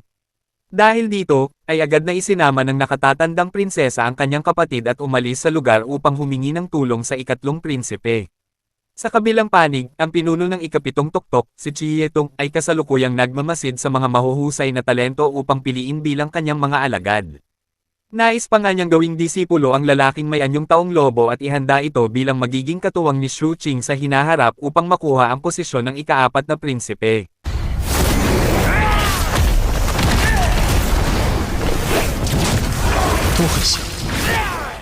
Kasabay nito, ang ikalawang prinsesa at si Kapitan Chen ay nagsasagawa rin ng malawakang pagpatay sa mga miyembro ng lahi ng Serena na nasa teritoryo ng Seven Blood Eye Sect. Ito ay dahil natuklasan nilang lihim na nakikipagtulungan ang lahi ng Serena sa Secorp Sect, ang mortal na kaaway ng Seven Blood Eye Sect. Samantala, sa halip na makakuha ng tulong mula sa ikatlong prinsipe, ang dalawang prinsesa ng Serena ay nauwi sa isang napakalungkot na kapalaran. Sapagkat ang lahat ng ginawa ng ikatlong prinsipe sa nakaraan ay bahagi lamang pala ng isang plano upang mabunyag ang masasamang balak ng lahi ng Serena. At nang dumating ang tamang pagkakataon, ay wala siyang pag-aalinlangang pinaslang ang dalawang prinsesa ng Serena.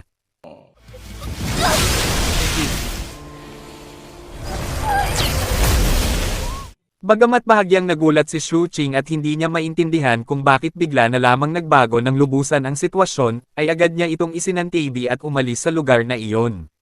Kinabukasan, matapos magtagumpay ang lahat ng plano ayon sa inaasahan, ay nagbigay ng ulat ang ikatlong prinsipe sa pinuno ng ikapitong tuktok na si Chietong.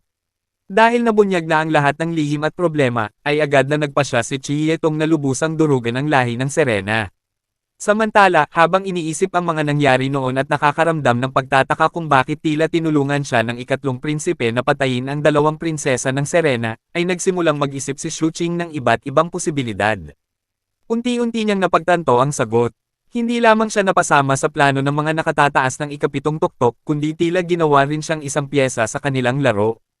Nalaman din niya ang tunay na layunin ng mga pinuno, ang magkaroon ng sapat na dahilan upang maglunsad ng pag-atake laban sa lahi ng Serena.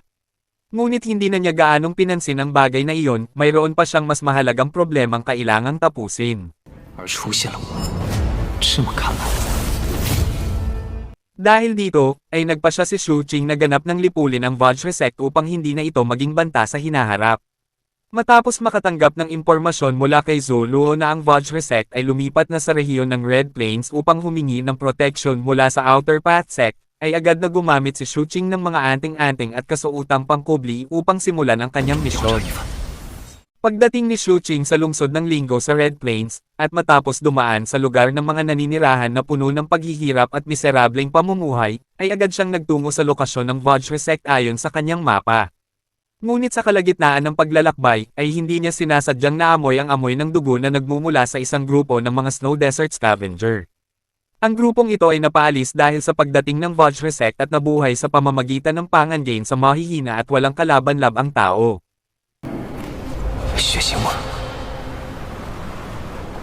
Natural na nakuha ng pagdating ni Shu Qing ang kanilang atensyon, nagkaroon pa sila ng masamang balak na patayin siya dahil inakala nilang ang binatang nasa harapan nila ay nasa ikatlong antas lamang ng Chi Condensation Realm.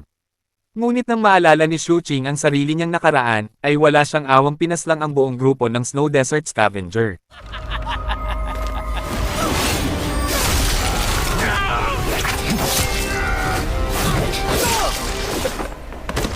Sa madaling salita, sa bakuran ng Vajra ay pinag-uusapan ng dalawang disipulo ang kanilang ninuno na napilitang lumikas sa isang liblib na lugar upang makaiwas sa isang batang nasa Chi Condensation Realm.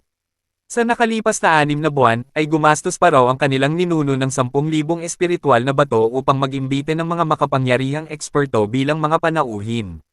Ngunit hanggang sa araw na iyon, ay wala pa rin silang nakikitang palatandaan ng pagdating ni Shu Qing.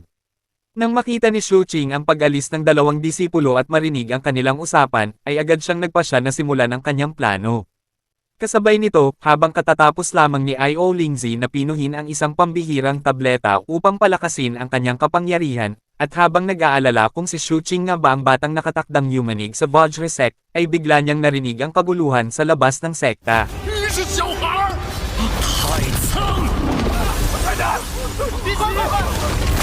有人闯山！ Bagamat nabigo si I.O. Lingzi na harangin ang Taikang Sword Intent, ay may natuklasan siyang nakakagulat na katotohanan. Si Shu Qing ay umabot na pala sa ika-9 na antas ng Chi Condensation sa loob lamang ng ilang buwan. Dahil dito, ay naniwala siyang totoo ang pangunahing tauhan na inilalarawan sa mga sinaunang kasulatan. Maging siya ay napilitang lumaban ng harapan.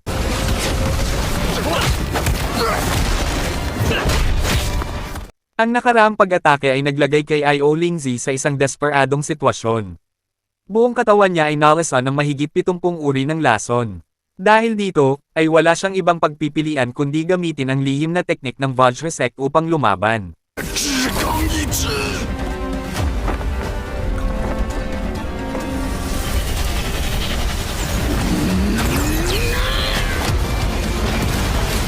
海啸天！ Ang sumunod na pangyayari ay lubhang ikinagulat ni I.O. Lingzi.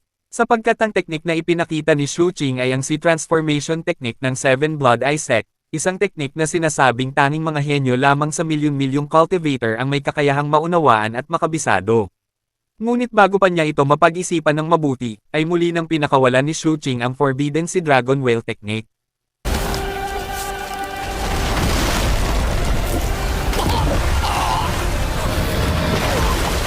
Hindi na makapagpigil pa, ay agad niyang inilabas ang kanyang sagradong bangka, isang kayamanang sinasabing may kakayahang pumatay kahit ng isang cultivator sa Foundation Establishment Realm.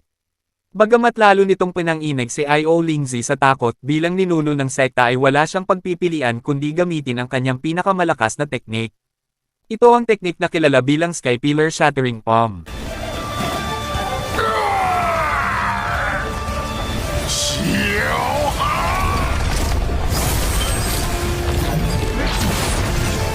唐苏无敌！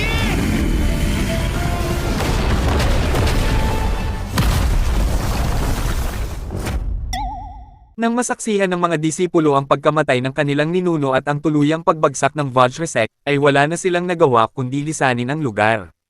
Samantala, nang matiyak ni Shu Qing ang pagkamatay ng ninuno ng Vajra Sect gamit ang kanyang sibat, ay isang bagay na hindi niya inaasahan ang naganap. Biglang lumitaw si I.O. Lingzi mula sa loob ng sibat. Lumabas na ang ninuno ng Vajra Sect ay tuluyan ng naging espiritu ng artepaktong sandata. At hindi lamang iyon, handa pa siyang ayalay ang kanyang espiritu ng buhay bilang kapalit ng pananatili sa loob ng sandata ni Shu Qing, bilang garantiya na hindi siya magtataksil. 是吗？哦， Habang nagsusumamo ng awa, ay sinabi ni Yu Lingzi ang ilang mahahalagang katotohanan. Dahil sa pagkakaroon ng isang Foundation Establishment Weapon Spirit, ay maaari nitong palakasin ang sandata ni Shu Qing at gawin itong isa sa mga tunay na artepakto. Hindi lamang iyon, nanumpa pa siya na magiging alipin ni Shu Qing habang buhay. Bukod dito, ay nagbigay rin si Yu Lingzi ng isang espiritual na tableta na maaaring magpataas ng pundasyon ng kultibasyon. Bagamat naging interesado si Shu Qing sa Reg Along ibinigay ni Lingzi, ay itinuring niyang posibleng banta sa hinaharap ang espiritu ng buhay ng ninuno ng sektang Vajra. Kaya naman isinantibi niya muna ang usaping iyon at itinago ang espiritu ni Lingzi. 不值。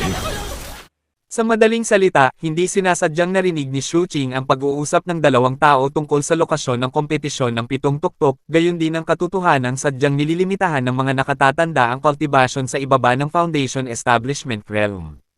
Agad nitong nakuha ang atensyon ni Xu Qing, sapagkat malaki ang kaugnayan nito sa lahi ng mga sirena.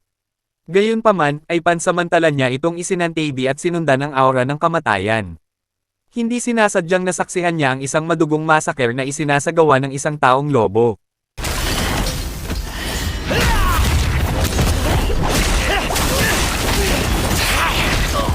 Bago pa niya masuri ng mabuti ang katawan ng taong lobo, ay nakatanggap si Xu Qing ng tawag mula sa pinuno ng dibisyon ng manghuhuli ng mga mamamatay tao upang makipagkita rito, kaya agad siyang umalis sa lugar. Lumalabas na ang dahilan ng pagpapatawag ng kapitan kay Xu Qing ay upang itaguyod siya bilang pangalawang pinuno ng 7th Division.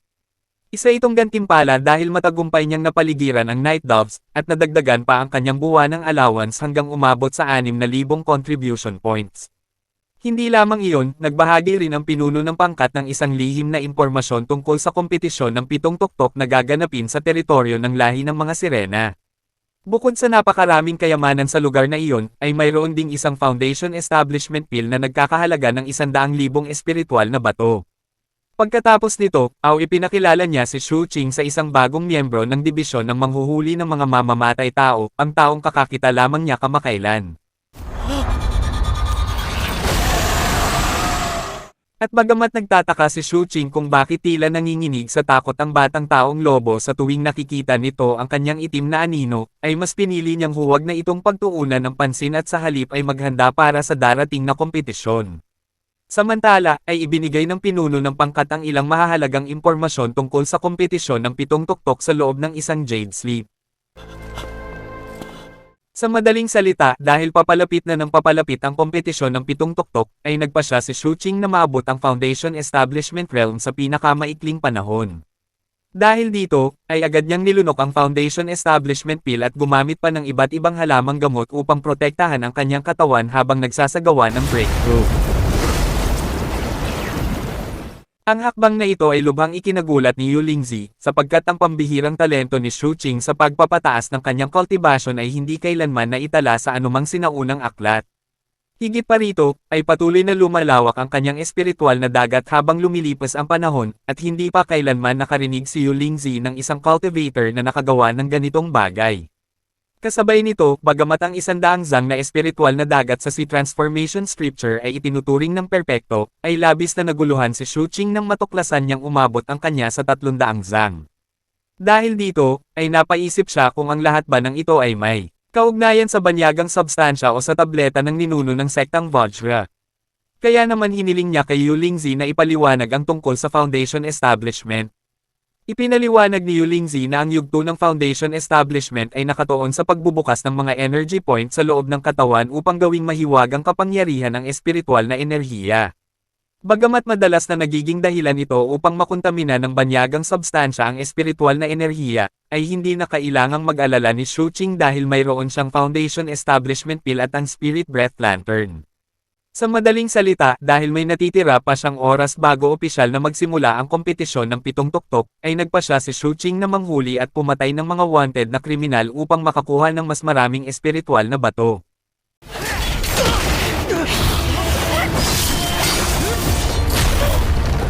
Sa gitna ng mga pangyayaring iyon, ay makikitang tinutulungan ng batang taong lobo si Xu Qing na makakuha ng mga espiritual na bato. Ibinibigay pa nito ang lahat ng kanyang nahuhuli sa pangalawang pinuno. Bagamat nauunawaan ni Xu Qing ang mabuting intensyon ng batang taong lobo, ay ibinabalik pa rin niya rito ang mga nahuhuli nito. Dahil naging mausisa siya sa ugali ng batang taong lobo, ay lihim niya itong sinundan mula sa malayo at nakarating sa pansamantala nitong tirahan, isang lugar na ginagamit nito upang magkubli mula sa kalupitan ng mundo sa gabi.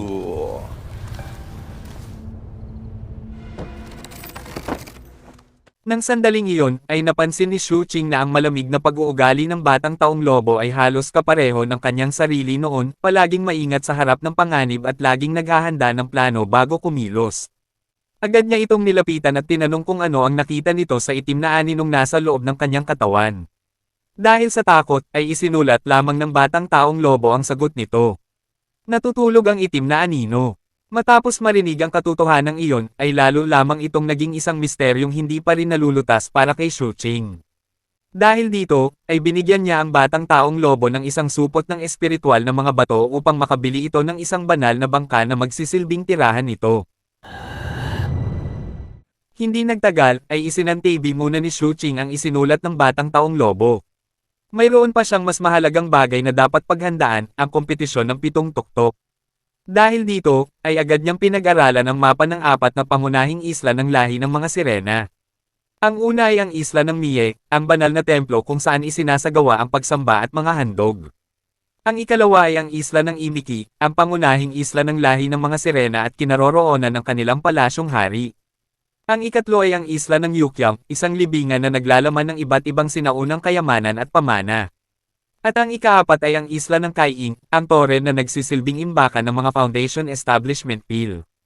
Posible ring naroon ang isa sa mga Spirit Breath Lantern, isang bagay na lubhang kailangan ni Shu Qing. Dahil dito, ay iminungkahi ng pinuno ng pangkat na doon siya magtungo. Sa madaling salita, matapos ihanda ni Shu Qing ang kanyang mga lason, mga itim na tableta, banal na bangka, at mga espiritual na bato, ay agad siyang nagtungo sa sentrong altar upang lumahok sa kompetisyon ng 7 tuktok. Bukod sa presensya ng ilang eksperto sa Foundation Establishment Realm, sabay-sabay ring nagpakita ang lahat ng nakatatanda ng 7 tuktok na nasa Golden Core Realm.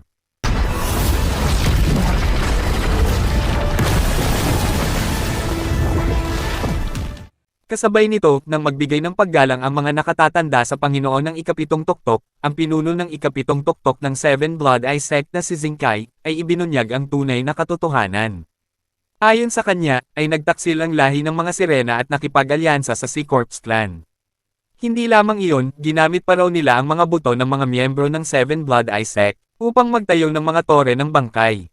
Bagamat sa teritoryo ng mga sirena gaganapin ang kompetisyon, ay naglabas na sila ng kautusan ng kamatayan laban sa lahi ng mga sirena. Kaya naman, sino mang disipulo ng alinmang tuktok na makapatay ng isang cultivator ng lahi ng mga sirena ay makatatanggap ng 10,000 contribution points at hindi na kailangang isuko ang anumang nasamsam na kayamanan. Hindi lamang iyon, ipinahayag din ni Zinkai na ang disipulong makakalikom ng pinakamataas na bilang ng contribution points ay magiging isang core disciple. Makakakuha rin ito ng karapatang magsanay sa banal na tuktok ng bundok. Matapos nito, ay opisyal niyang inanunsyo ang pagsisimula ng kompetisyon.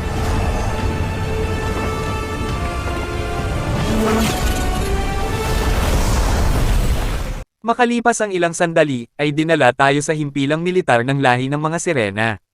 Doon, ay sinasanay ng mga nakatatanda ang lahat ng kanilang mga disipulo tungkol sa mga kahinaan ng lahi ng tao, lalo na sa bahagi ng puso at ulo.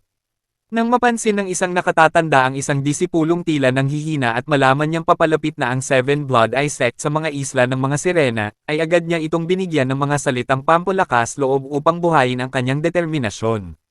Pinayuhan niya itong huwag maging duwag bago magsimula ang digmaan.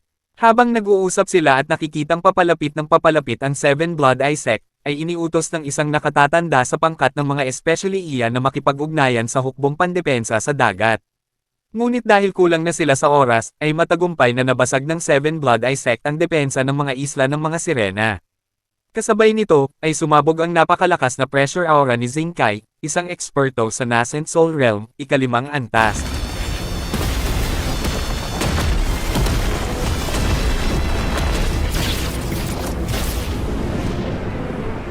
Sa simula, ay malinaw niyang ipinahayag na dapat pagdusahan ng lahi ng mga sirena ang kaparusahan ng ganap na paglipol.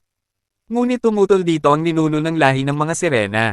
Ayon sa kanya, ay matagal nang magkaalyado ang dalawang panig sa loob ng maraming taon, kaya bakit bigla na lamang kikilos ng mag-isa ang 7 Blood Eye Sect at magtatangkang lipulin ang kanilang buong lahi. Dahil dito, ay iginiit ng ninuno ng mga sirena na nilabag ni Zinkai ang kanilang kasunduan. Ngunit walang balak makipagtalo pa si Zinkai. Matapos ilabas ang artifact na payong, isang sandatang nasa pinakamataas na antas na kayang magpababa ng antas ng cultivation, ay agad na iniutos ni Shu Qing sa lahat ng mga alagad na bumaba at sumabak ng direkta sa larangan ng digmaan. 杀了这帮人狗之畜！ 孩子们，杀！ Ayaw magpahuli at pagkarating sa daungan ng pulo ng Kuying, Sina Shu Qing, ang kapitan ng pangkat, at si Zhang San ay kaagad na nagpakitang gilas, inilabas ang kani-kanilang pinakamalalakas na teknik upang walang awang lipulin ang mga miyembro ng lahi ng mga sirena.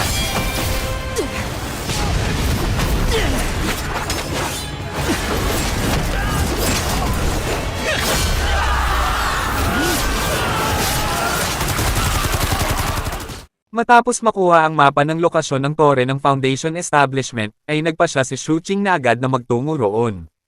Ngunit nang mapagtanto niyang ang lugar ay puno ng mga formation at halos imposibleng makalabas ng ligtas, ay humingi siya ng tulong kay Lingzi upang gamitin ang pandamang paningin ng Foundation Establishment at pangunahan siya sa daraanan.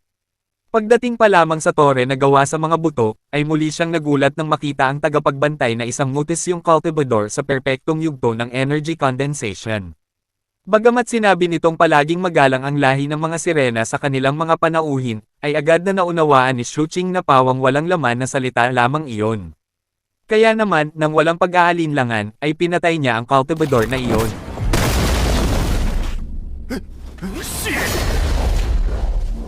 Sa madaling salita, nang makarinig siya ng pagsabog na hindi kalayuan sa kanyang kinaroroonan, at malaman na hindi lamang siya ang may pakay sa Foundation Establishment Pill, ay nagpa siya si Shu Qing na magtungo sa tore ng mga pilula ng lahi ng mga sirena.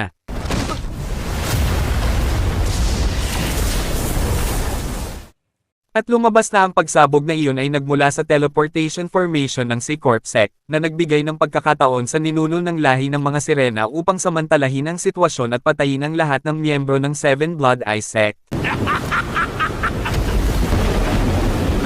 福气到了！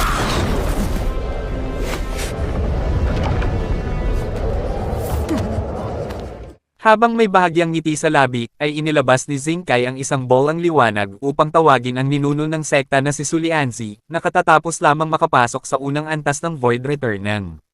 Doon nalaman ng lahat na matagal nang inihanda ni Xingkai ang lahat ng patibong upang tuluyang durugan ang alyansa ng lahi ng mga sirena at ng C-Corp Sect. 这庞然大物是 恭迎老祖！ Sa paglitaw ng ninuno ng Seven Blood Eye Sect, ay lalong nanghina ang loob ng ninuno ng C-Corp Sect. Ayon sa mga balita, si Sulianzi ay nasa saradong pagsasanay pa noon. Ngunit mali pala ang lahat ng chismis na iyon. Sa katunayan, ay matagumpay nang nakagawa ng malaking pag-unlad si Sulianzi, ang ninuno ng Seven Blood Eye Sect. 让老祖吞噬他。 Eksakto nang mapagtanto ng ninuno ng C-Corp Sect na ang tunay na target ng Seven Blood Eye Sect ay hindi ang lahi ng mga sirena kundi ang C-Corp Sect mismo, mariing sinabi ni Xingkai na ang mga sirena ay isa lamang grupo ng mahihinang nilalang. Kung ganoon, ay bakit pa nila dapat pagtuunan ng pansin ang lahi ng mga sirena? Dahil dito, ay ipinahayag ni Xingkai na muling magpapatuloy ang kompetisyon ng 7 tuktok. Samantala, sa ibang lugar, bago tuluyang magpatuloy sa paglalakbay patungo sa tore ng Foundation Establishment, ay hiniling ni Shu Qing kay Lingzi na siyasatin muna ang paligid gamit ang kanyang pandamang paningin. Ipinaliwanag ni Lingzi na ang tore ng Foundation Establishment ay binabantayan ng 24 na piling mandirigma ng lahi ng mga sirena. Sa madaling salita, ay mahigpit na mahigpit ang seguridad sa lugar na iyon. Kaya iminungkahi ni Lingzi na magsagawa sila ng palihim na pag-atake upang makuha nila ang Spiritual Breath Lantern. Nang marinig iyon, ay napagtanto ni Shu Qing na tama ang mungkahi. Agad siyang kumilos ayon sa plano ni Lingzi. 终于来了！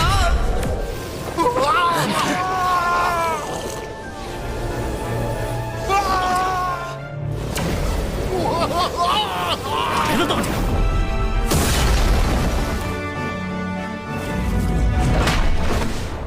Hindi lamang iyon, matapos makalusot ang kanyang banal na bangka sa mga tagapagbantay ng tore ng Foundation Establishment, ay walang pag-aalinlangang inilabas ni Shu Qing ang kanyang pinakamalakas na sandata upang patayin ang lahat ng miyembro ng lahi ng mga sirena.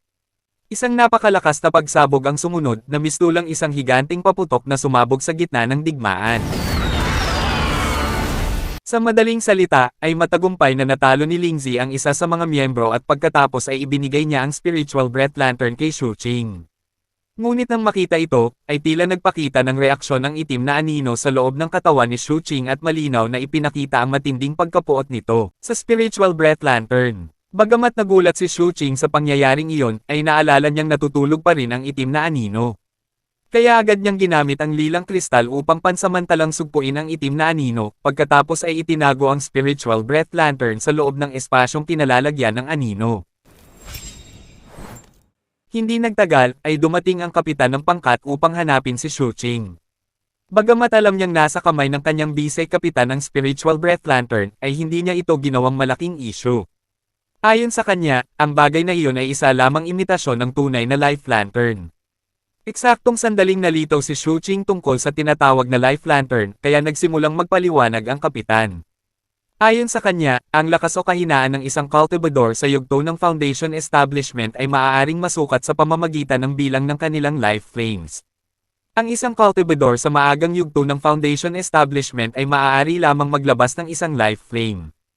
Ang may dalawang life flames ay nasa gitnang yugto, samantalang ang may tatlong life flames ay nasa huling yugto. Sa madaling salita, kahit na sinasabing ang life lantern ay katumbas ng kapangyarihan ng isang life flame at kayang lubos na palakasin ang kakayahan sa pakikipaglaban ng isang tao, ay wala nang sinuman mula pa noong sinaunang panahon ang nakagawa muli ng tunay na life lantern. At iyon ang dahilan kung bakit may malalim na kaugnayan ang spiritual breath lantern sa life lantern. Sa huli, dahil hindi rin alam ng kapitan ang buong katotohanan tungkol dito, ay sinabi niya kay Shu Qing na huwag nang masyadong isipin ang bagay na iyon sapagkat mayroon silang mas mahalagang gagawin. Plano niyang isama si Shu Qing sa paghahanap ng isang sinaunang kayamanan na nakatago sa kailaliman ng karagatan sa teritoryo ng lahi ng mga sirena. Pagdating sa lungsod ng Yujing at makita ang lahat ng miyembro ng Seven Blood Eye Sect na nag-aagawan sa iba't ibang kayamanan, ay inakala ni Shu Qing na ang tunay na pakay ng kapitan ay ang hanapin ng life lantern, kaya patuloy niyang sinunod ang mga tagubilin nito. Ngunit dahil ayaw ng kapitan na mapag-iwanan, ay hinikayat niya si Shu Qing na maghanap din ng mga kayamanan sa lugar na iyon. 抢到什么好东西啊？给我看看。 Kasabay nito, ay hindi nila sinasadyang makita ang isang core disciple na nagngangalang Ding Zuei. Ang disipulong iyon ay tila nakatuon lamang sa pagpatay at hindi nakikilahok sa pag-aagawan ng anumang kayamanan.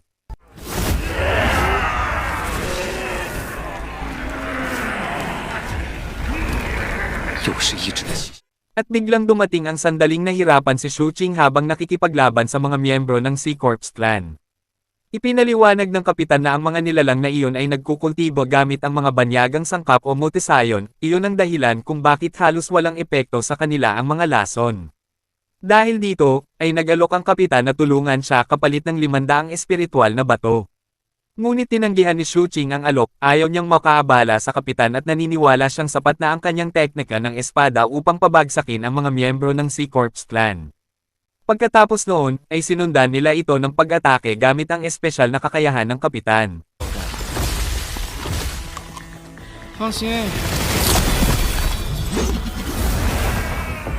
Sa madaling salita, nang mapansin ng kapitan ang pagtataka ni Shu Qing tungkol sa pinagmulan ng Sea Corps clan, ay nagsimula siyang magpaliwanag. Ayon sa kanya, anumang lugar na masilayan ng mata ng Diyos ay magiging isang restricted area. Ngunit kung ang lugar na nakita ng mata ng Diyos ay isa ng restricted area, ang lugar na iyon ay magiging isang forbidden land, at ang lahat ng naruroon ay malilipol. Gayunpaman, ay ibang-iba ang restricted areas, dahil ang mga lugar na iyon ay may kakayahang magsilang ng mga bagong lahi. Halimbawa na lamang ang Sea Corps clan. Samantala, ang isang lugar na 3 ulit ng nasal aya ng mata ng Diyos ay napakabihira. At kung talagang umiiral ang ganoong lugar, ay maaari na itong ituring na isang domain ng Diyos. Matapos ang paliwanag na iyon, ay inutusan ng kapitan si Shu Qing na pumasok sa lawa sa kailaliman ng dagat. Ngunit dahil nawalan siya ng bakas sa kapitan at napansin niyang puno ang lugar ng mga sirena at mga miyembro ng Sea Corps clan, ay gumamit si Shu Qing ng isang water-repelling talisman upang protektahan ang sarili.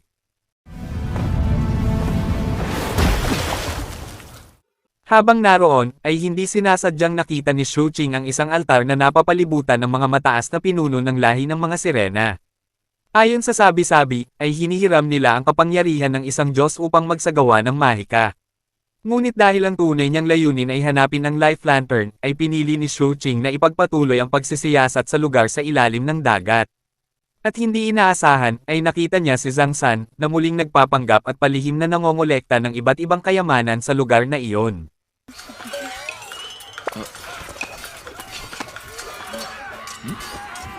张三师兄 Ayaw nang mag-aksaya ng oras at hindi na interesado sa mga paliwanag ni Zhang San, ay agad siyang inaya ng kapitan na sumama sa kanilang paglalakbay, sapagkat may balak silang kunin ang isang napakabihirang kayamanan. Ngunit bago sila magpatuloy, ay inilabas muna ng kapitan ang isang mahalagang kayamanan na tinatawag na mata ng langit. Samantala, sa kabilang panig, ay nabigo ang negosasyon sa pagitan ng ninuno ng lahi ng mga Sirena at ni Zenkai na magbunga ng kapayapaan. Wala nang natitirang pagpipilian ang ninuno ng mga Sirena. Dahil dito, ay napilitan siyang gisingin ang isang kataas-taasang banal na halimaw.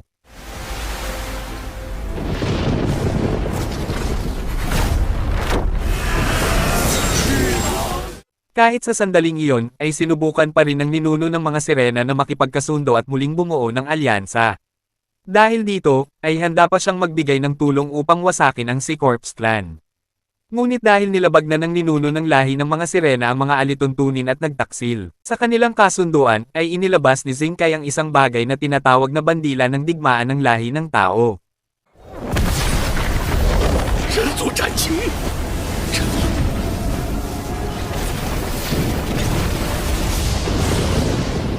Wala nang paraan upang umatras. Sa ilalim ng makapangyarihang teknik ng pinuno ng ikapitong tuktok ng Seven Blood Eye Sect, ay walang pag-aalinlangang pinakawalan ni Zenkai ang bandila ng digmaan upang patayin ang banal na halimaw ng dagat na pinuprotektahan ng lahi ng mga Sirena. 敌兄灭，山河作祟，碎了！ Samantala, ay nalaman na ang tunay na pakay ng kapitan ay ang makuha ang karne ni Juying. Ang isang piraso lamang nito ay may napakataas na halaga, kaya agad niyang isinama ang kanyang dalawang kasama upang pasukin ang tarangkahan ng templo ng Diyos na si Juying. Sa madaling salita, matapos maglagay ng iba't ibang uri ng mga sagradong patibong upang protektahan ang lugar at makarating sa estatwa ng Diyos na si Juying, ay ibinigay ng kapitan kina Shuqing at Zhang San ang isang foundation establishment pill at ang diagram ng paggawa ng Flying Fish Zera. Hindi na siya nag-aksaya ng maraming salita, pagkabukas ng lagusan sa ilalim ng dagat, ay hiniling niya kina Zhang San at Shuqing na bantayan ang lugar. Kung hindi siya makabalik sa loob ng oras ng isang insenso, ay maaari na silang umalis at iwan siya. Pagkaalis ng kapitan, ay hindi inaasahang nagawa ng mga miyembro ng Sea Corps clan na sirain ang mga sagradong patibong, maging ang pasukan ng templo ni Juying ay kanilang napasok. Bagamat bahagyang natarante si Zhang San, at napansin ni Shuqing na ang mga halimaw ay naaakit sa aura ng lagusan sa ilalim ng dagat. Dahil dito, ay walang pag-aalinlangang ginamit ni Shuqing ang kanyang teknika ng espada upang walang awang lipulin ang lahat ng mga nilalang ng Sea Corps clan. 走你！快点啊！这些海鲜怎么没完没了的？是和平爱好者呀！ Paulit-ulit niyang napapansin ang kakaibang paggalaw sa ilalim ng lupa. Dahil dito, ay pinakiusapan niya si Zhang San na dalhin ang estatwa ni Juying at umalis sa lugar. Samantalang siya naman ay gagamit ng kanyang banal na bangka upang harangin ang pagsalakay ng mga halimaw sa dagat. Sa kabilang banda, habang nag-aalala pa rin si Zhang San sa kalagayan ng kapitan at nagsindi pa ng isang insenso upang pahabain ang itinakdang oras, ang kapitan mismo ay nasa bingit na ng kamatayan habang sinusubukang makuha ang karne ni Juying. Hindi nagtagal, matapos bigyan ni Shuqing si Zhang San ng isang jade sleep tungkol sa paggamit ng lason at utusan itong bantayan ang lugar, ay agad siyang nagtungo sa isang lihim na silid ayon sa gabay ng spiritual breath lantern. Bagamat hindi sinasadyang nakita ni Shuqing ang isang larawan ng pagsamba kay Mie, na sinasabing may anyong kahawig ng spiritual breath lantern, ay hindi na niya ito masyadong pinag-isipan. Sa halip, ang larawan ni Mie ang tila humila sa kanya papasok sa isang lihim na silid. Ang lugar na iyon ay naglalaman ng napakalakas na presyon ng enerhiya, napakalakas nito na napilitan si Shuqing na tawagin si Lingzi upang suriin ang paligid. 台阶的尽头是什么？ Ayon sa pandamang paningin ni Lingzi, bukod sa isang sinaunang altar na binabantayan ng estatwa ng Diyos na si Mie, ay mayroon ding estatwa ng Diyos na si Juying at estatwa ng ninuno ng lahi ng mga Sirena sa lugar na iyon. At doon din niya hindi sinasadyang nakita ang isang sinaunang banal na pamana na tinatawag na itim na life lantern. Walang pag-aalinlangan at hindi pinansin ang napakalakas na presyon ng enerhiya mula sa sinaunang altar, hiniling ni Shuqing kay Lingzi na pangunahan siya. Kasabay nito, ay ginamit niya ang lilang kristal upang maibalik ang kanyang lakas habang nilalabanan ang presyon ng mga estatwa ng mga Diyos. Bagamat naramdaman ni Lingzi na ang presyon sa ikalawang baitang ay mas nakakatakot pa kaysa sa anumang lugar na kanilang napuntahan noon, at paulit-ulit niyang binalaan si Shu Qing na umabot na sa hangganan ang kanyang katawan, ay hindi pa rin umatras si Shu Qing, matigas niyang tiniis ang napakalaking presyon. Pagkatapos ay agad niyang inutusan ang itim na anino na kunin ang itim na life lantern mula sa sinaunang altar. 他的潜质到几时都需要更强的控制力。 Nang makita niyang nahihirapan ang itim na anino na marating ang altar, una niyang ginamit ang mga proteksyong anting-anting upang salagin ang banal na presyon mula sa mga estatwa. Ngunit nang mapagtantaw niyang wala itong naidudulot na resulta, ay sa pilitin niyang isinakripisyo ang kanyang banal na bangka upang mabawasan ang bigat ng presyon. Lahat ng ito ay ginawa niya upang makuha ang life lantern.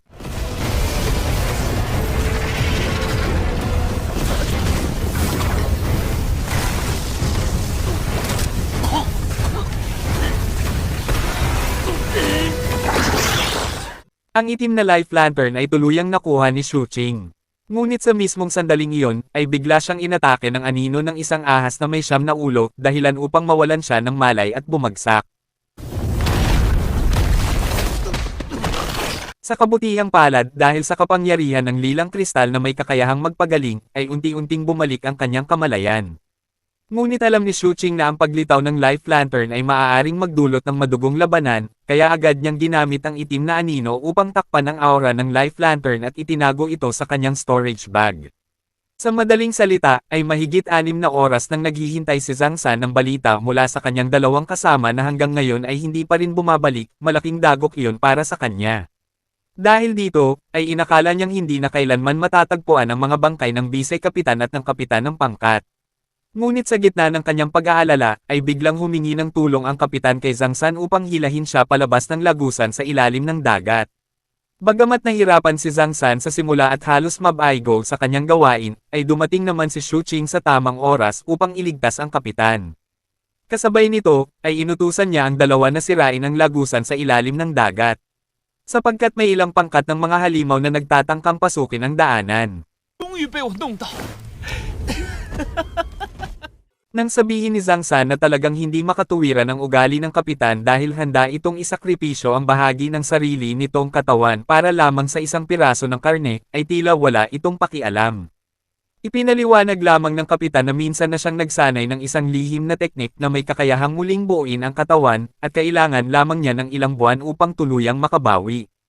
Hindi nagtagal, habang inaanyayahan ng kapitan ang kanyang dalawang kasama na ipagdiwang ang kanilang matagumpay na pagbabalik at ang napakaraming kayamanang kanilang nakuha, ay isang miyembro ng si Quartz Clan ang biglang ginawang quartz poison ang sarili nitong katawan sa isang pagpapatiwakal na pag-atake. Dahil dito, ay napilitan ng grupo ni Shu Qing na agad na lumikas mula sa lugar. Samantala, sa kabilang panig, ay iginiit ng ninuno ng lahi ng mga sirena na imposibleng makalabas ng buhay ang mga alagad ng Seven Blood Eye Sect. Ngunit hindi pinansin ni Xingkai ang mga salitang iyon. Para sa kanya, lahat ng nangyayari ay bahagi lamang ng pagsasanay para sa mga disipulo. Habang patuloy na nakikipagsapalaran ng grupo ni Shu Qing upang makatakas mula sa mundo sa ilalim ng dagat, ay isang nakakatakot na pangyayari ang naganap. Sa gitna ng kanilang pagtakas, ay biglang lumitaw ang estatwa ng Diyos na 9 na ulong ahas. At malinaw na balak nitong patayin ang buong grupo.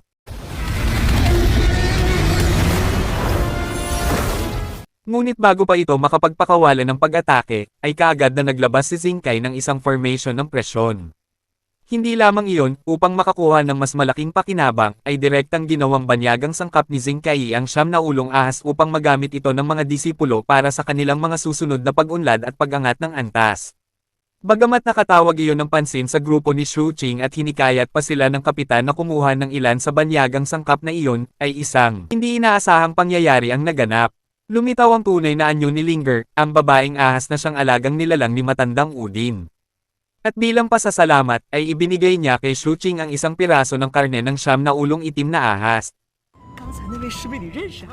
Sa paglipas ng panahon, ay natapos din ang kompetisyon ng ika-7 tuktok. Pagkatapos nito, ay ipinahayag ni Zheng Kai na ang lahat ng puntos at pagkakakilanlan ng mga disipulo ay naitala na sa kanilang mga plaka ng sekta. Maaari nila itong ipagpalat sa mga contribution points.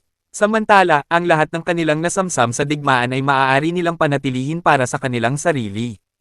Hindi lamang iyon, tinawag ni Zheng Kai si Ding Zhuo bilang opisyal na nagwagi ng kompetisyon ng ikapitong tuktok. Bilang gantimpala, ay natanggap niya ang katayuan bilang isang core disciple, isang mapusyaw na lilang kasuotan, at ang karapatang manirahan sa tuktok ng bundok. Pagkatapos nito, ay iniutos ni Zheng Kai sa lahat ng hukbo na tapusin na ang kanilang mga gawain sa lugar. Ayon sa mga ulat, ang tagumpay ng Seven Blood Eye Sect ay hindi lamang dahil sa pagkasugat ng maraming miyembro ng lahi ng mga Sirena, nag-iwan din sila ng ilang makapangyarihang kalaban upang gawing mga alipin at sinamsam nila ang lahat ng kayamanan sa mga pulo ng mga Sirena. Bukod pa rito, ay matagumpay nilang naakit ang Sea Corps clan na makisali sa digmaan, dahilan upang magkaroon ng pagkakataon ang ninuno ng Seven Blood Eye Sect na personal na kumilos matapos ang kanyang malaking pag-unlad. Higit sa lahat, hanggat nananatili sa kanilang kontrol ang mga pulo ng lahi ng mga Sirena, hindi magtatagal at magsisimula na ang tunay na digmaan sa pagitan ng Seven Blood Eye Sect at ng Sea Corps clan. Pagkatapos umalis sa lugar na ito, ay nagdaos si Zhang Kai ng isang seremonya ng pagpupugay para sa mga kalansay ng mga namayapang miyembro ng Seven Blood Eye Sect na ginawang tore ng mga buto. Pagkatapos nito, ay sama-sama nilang inihatid ang mga bayani pabalik sa sekta.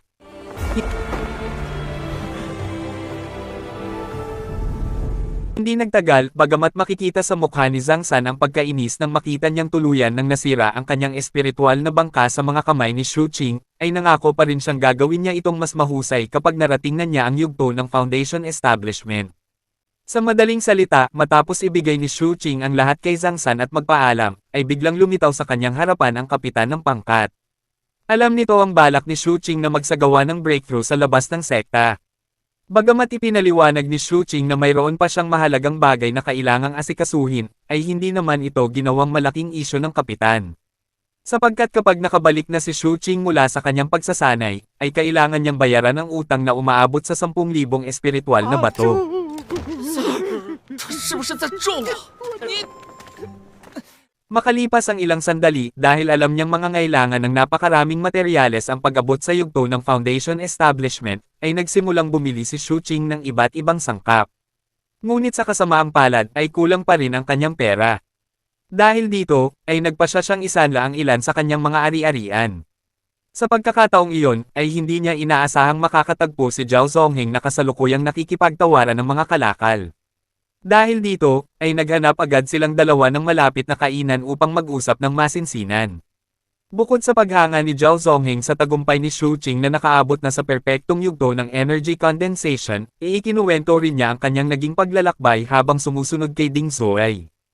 At sa malayo't madali, ay makakamit din niya ang posisyon bilang opisyal na tagasunod nito. Sa madaling salita, habang dumaraan sa teleportation array, ay nakahanap si Shu Qing ng impormasyon tungkol sa iba't ibang lugar na maaaring gamitin para sa kanyang breakthrough sa Foundation Establishment. Alam ng lahat na sa simula ng prosesong ito ng cultivation, ay kailangang lumayo ang isang cultivador sa mga lungsod at maging sa mga ipinagbabawal na lugar upang hindi maistorbo ang kanyang pagsasanay. Sa huli, matapos maghanap sa iba't ibang lokasyon, ay iisa lamang ang lugar na nakita niyang angkop para sa Foundation Establishment, isang sinaunang libingan. Dahil dito, ay agad niyang inutusan si Lingzi at ang itim na anino na maghukay ng isang silid sa ilalim ng sinaunang libingan upang magsilbing pansamantalang tirahan. Upang maiwasan ang anumang hindi inaasahang pangyayari sa panahon ng breakthrough, ay hindi lamang niya isinelyo si Lingzi at ang itim na anino sa loob ng isang sisidlang pangkulong ng espiritu, naglagay rin siya ng mga protection na pormasayon at inihanda ang Foundation Establishment Pill upang simulan ang proseso. Ang kanyang layunin ay palawakin muna ang kanyang espiritual na dagat hanggang sa sukdulang limitasyon nito. Bagamat alam ng lahat na ang unang yugto ng Foundation Establishment ay may 3 antas, at ang karaniwang mga disipulo ay mayroon lamang espiritual na dagat na may lawak na 100 zang, lubhang naiiba ang kay Shu Qing. Nagawa niyang maabot ang 110 zang, isang antas na maituturing na pambihirang talento. Bukod pa rito, ay naramdaman niya na ang kakaibang lawak ng kanyang espiritual na dagat ay tila umaakit sa mga misteryosong nilalang na gustong hadlangan ang kanyang breakthrough. Dahil dito, ay patuloy na nilabanan ni Shu Qing ang mga hadlang at pinilit na palawakin ang kanyang espiritual na dagat. Hanggang sa dumating ang mismong pagsubok ng Foundation Establishment na nagsimulang yugyugin ang kanyang kamalayan. Hindi inaasahan, ay napasok siya sa isang mundo ng ilusyon at muling nakaharap ang kanyang pamilya. Doon, ay sinabi ng kanyang nakatatandang kapatid na matagal na umano siyang natutulog. Ang mga salitang iyon ang nagpagising kay Shu Qing. Hindi lamang niya nabawi ang kanyang kamalayan, matagumpay din niyang nalampasan ang 3 yugto ng Foundation Establishment at natapos ang kanyang breakthrough sa napakaikling panahon.